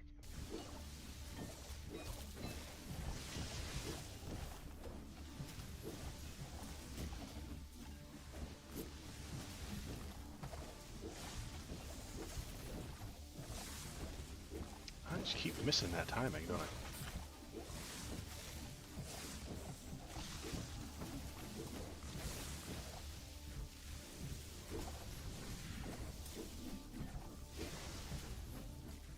Alright, what are we at? We're at 19 minutes. Might get to the boss.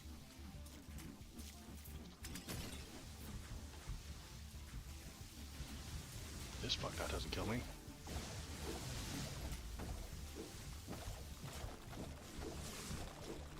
That's a lot of skeletons.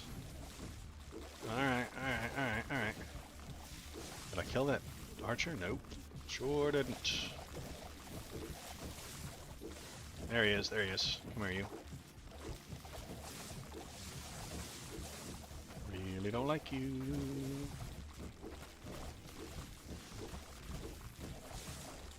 I have no idea what's going on. It's all a mess.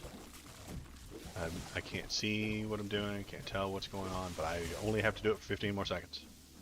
Okay. I think we won. Yeah, we did win. Alright, here comes the boss man.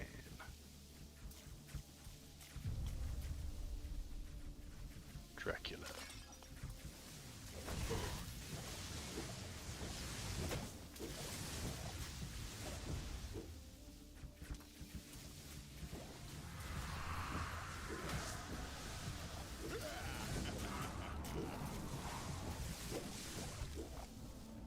I think I'm doing good.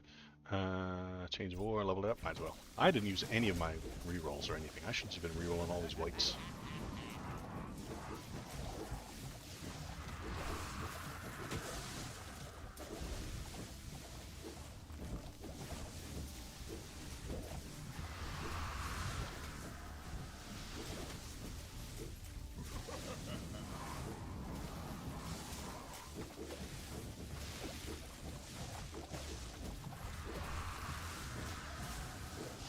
Get back in here, you jackass.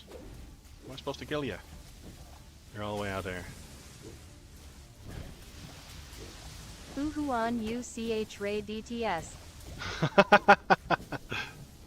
See? Subjectively, I don't know what that means. No, she cannot.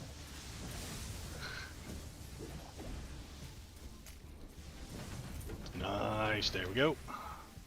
Couple of reds and a dead Dracula. Alright.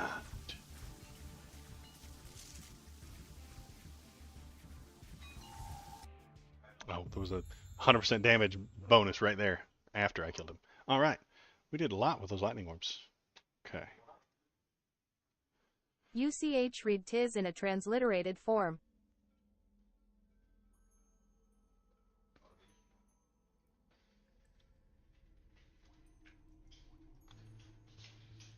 Alright. Well, that was a good run. I won, so that's cool. Alright. Everybody, that is it for me today. I appreciate everybody who came in. We had all kinds of good stuff to talk about today. I thought it was just going to be a quick one, but we were on here for, what, 3 hours and something? So, thanks for coming on. Popog, thanks for being here as always.